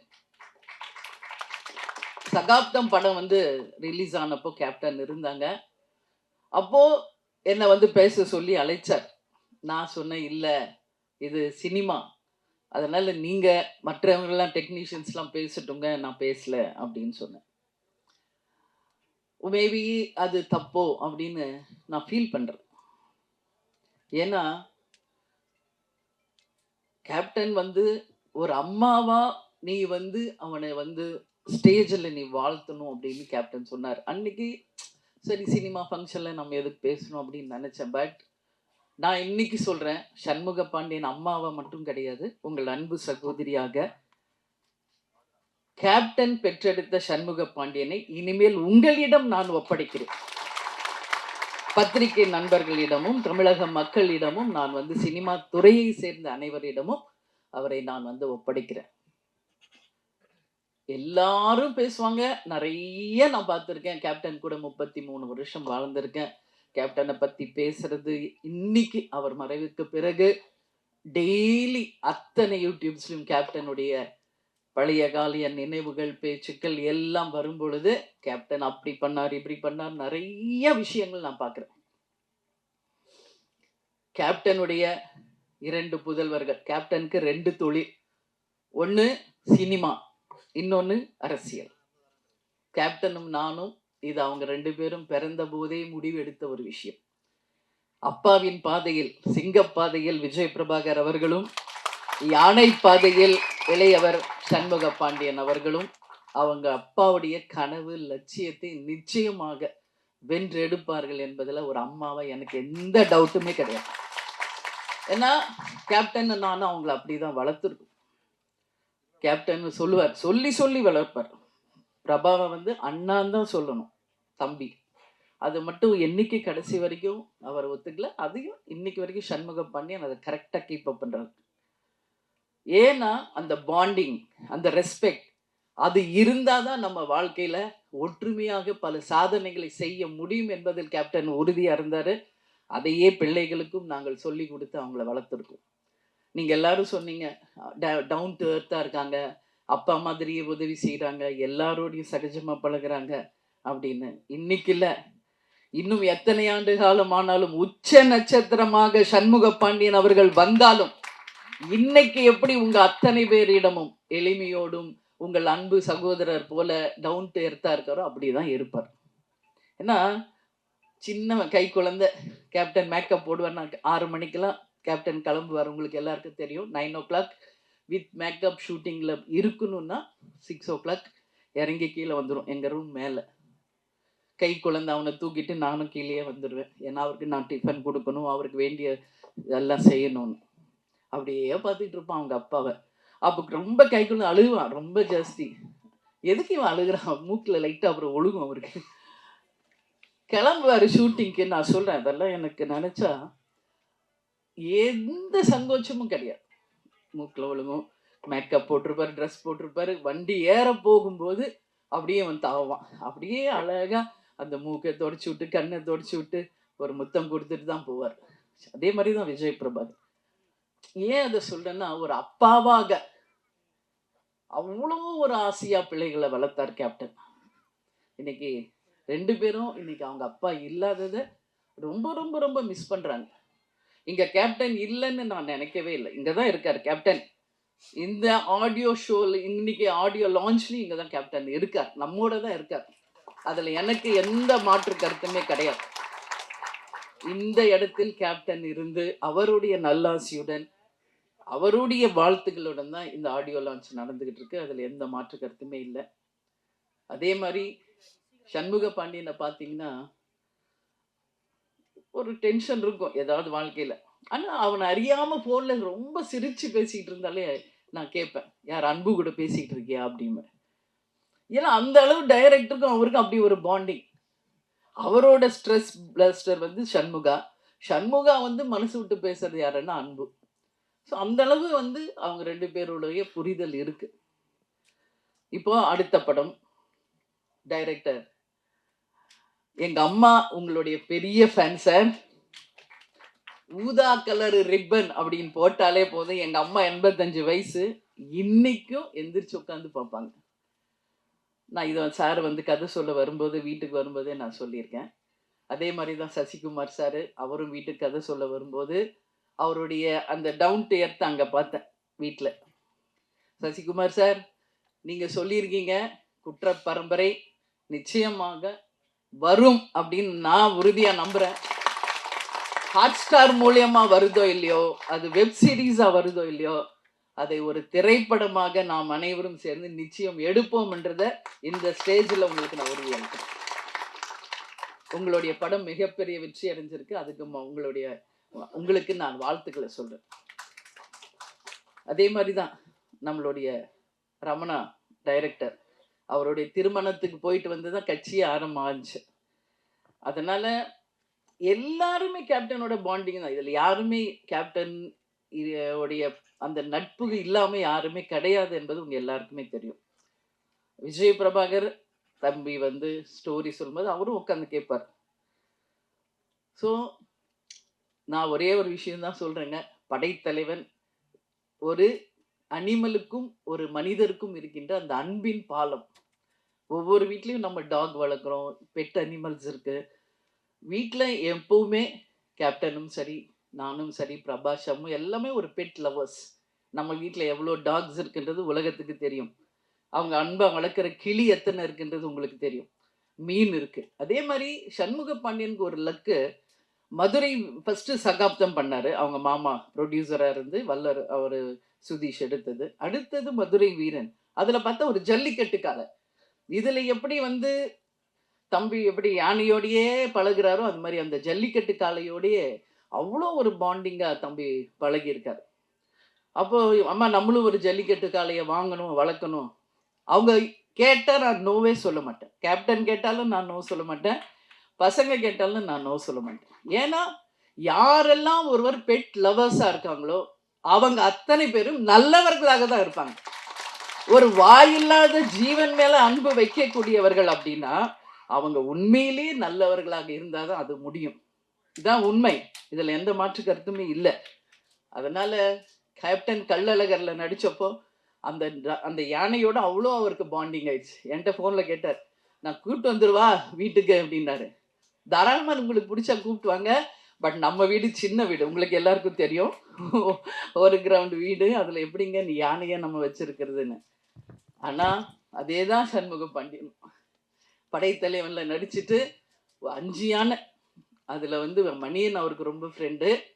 இன்னொரு யானை பேர் பிரேமாவா ஏதோ சொல்லி புஜ்ஜியா அது சொல்லுவார். அது எல்லாமே என் ஃப்ரெண்ட்ஸ் ஆயிடுச்சுமா, நீங்கள் எஸ் சொன்னால் நான் கூப்பிட்டு வந்துடுறேன் ஏதாவது ஒரு யானையான்னு. நான் இது வரைக்கும் சொல்லலை, இப்போ சொல்கிறேன். சண்முக பாண்டியனுக்கும் என் கேப்டனுக்கும் சொல்கிறேன், உறுதியாக ஒரு யானை நம்ம வாங்குவோம். அது நீங்கள் எப்படி நீங்கள் டாக்ஸை வளர்க்குறீங்களோ அது மாதிரி நீங்கள் வளர்க்கணும். ஏன்னா அது அவருடைய விருப்பம், சண்முகாவுடைய விருப்பம். இன்னைக்கு அதை வந்து நான் ஒரு விநாயகருடைய அடையாளமாக தான் பார்க்குறேன். முருகர் எப்பயுமே அண்ணன் கணேசாவை கும்பிட்டுட்டு தான் எந்த ஒரு விஷயத்தையும் தொடங்குவார். அதே மாதிரி தான் இவங்களும் சண்முகாவும் விஜய் பிரபாகர் கிட்ட சொல்லி அந்த அன்போடு அவர்கிட்ட பிளெஸிங் வாங்கி தான் கிளம்புவார். அந்த மாதிரி ஒரு அன்பு அவங்களுக்குள்ள சின்ன வயசுலேருந்தே இருக்கு. அதனால் நிச்சயமாக இந்த படம் மிகப்பெரிய வெற்றி படமாக மாறும். அன்பு வந்து சொல்கிற எவ்வளோ ஸ்ட்ரகிள்ஸ் இந்த மூவி ரிலீஸ் ஆக எனக்கு தெரியும். பொங்கல் வெளியீடுன்னு போட்டாங்க, நான் அப்போ கூட சொன்னேன் விரைவில் போடுங்க. இல்லை கண்டிப்பாக வந்துடலாம் மேடம்னார். சரி உங்கள் நம்பிக்கை. அதுக்கப்புறம் என்னெல்லாம் நடந்தது என்பது எல்லாருக்கும் தெரியும். ஒரு திரைப்படம் எடுத்து முடித்து அதை ரிலீஸ் பண்ணுவதற்கு எல்லாரும் சப்போர்ட் பண்ணுங்க. கேப்டன் எத்தனை பேருக்கு எவ்வளோ சப்போர்ட் பண்ணியிருக்காரு, எவ்வளோ திரைப்படங்களுக்கு சப்போர்ட் பண்ணியிருக்காரு, எத்தனை டெக்னீஷியன்ஸுக்கு சப்போர்ட் பண்ணியிருக்காரு. ஒரு படம் ரிலீஸ் ஆனதான் அதை நம்பி வாழ்கின்ற அத்தனை ஆயிரம் குடும்பங்கள் நல்லா இருக்கும். அதில் எந்த மாற்று கருத்துமே கிடையாது. சினிமா நல்லா இருந்தா அதை நம்பி இருக்கிற ஆயிரக்கணக்கான மக்கள் நல்லா இருப்பாங்க. அதில் நாங்கள் உறுதியாக இருக்கோம். கேப்டன் கூடயே இருந்து சினிமானா என்ன என்பது நாங்கள் நல்லா உணர்ந்திருக்கோம். நிச்சயமாக கேப்டன் விட்டுட்டு சென்ற அந்த இடத்தை அரசியலில் விஜய் பிரபாகரும் சினிமா துறையில் சண்முக பாண்டியனும் கேப்டன் மாதிரி இருந்து நிச்சயமாக அனைவருக்கும் அதே மாதிரி இருப்பாங்க என்பதில் எந்த மாற்று கருத்தும் யாருக்கும் வேண்டாம். எனவே நிச்சயமாக இந்த படம் மிகப்பெரிய வெற்றி படமாக அமைய வேண்டும் என்று கேட்டுக்கொண்டு, கேப்டனுடைய ஆசீர்வாதத்தோடும் இங்கு வந்திருக்கின்ற அனைத்து நல்ல ஒழுங்கலினுடைய ஆசீர்வாதத்தோடும் படைத்தலைவன் மிகப்பெரிய ஒரு வெற்றி படமாக அமையணும் சொல்லி கேப்டனையும் கடவுளையும் நான் வேண்டிக்கிறேன். மீண்டும் மாபெரும் ஒரு வெற்றி விழாவில் உங்களை சந்திப்பேன் என்று கூறி உங்களிடமிருந்து விடைபெறுகிறேன். நன்றி, வணக்கம். நன்றி மேம். இந்த படைத்தலைவன் மேடை பல சந்தோஷமான நிகழ்வுகளை நிகழ்த்தியுள்ளது. வந்திருந்த அனைவருக்கும் நன்றி. இப்போது இசை வெளியீடு. சிறப்பு விருந்தினர்கள் வெளியிட படக்குழுவினர்கள் பெற்றுக்கொள்வார்கள். மீண்டும் அடுத்த தருணத்தில் சந்திப்போம். நன்றி, வணக்கம். கொஞ்சம் விஷுவல்ஸ் அப்படியே இருங்க. போட்டோ எடுத்ததுக்கு அப்புறம் விஷுவல்ஸ் எடுத்துக்கலாம். வீடியோ எடுத்துட்டு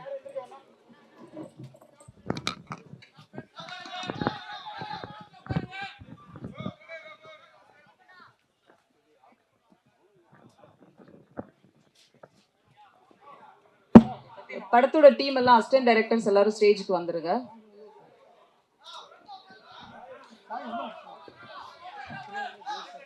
போட்டோகிராஃபர்ஸ் கொஞ்சம் சைலண்ட். போட்டோகிராஃபர்ஸ் வீடியோ எடுத்ததுக்கு அப்புறம் நம்ம எடுக்கலாம்.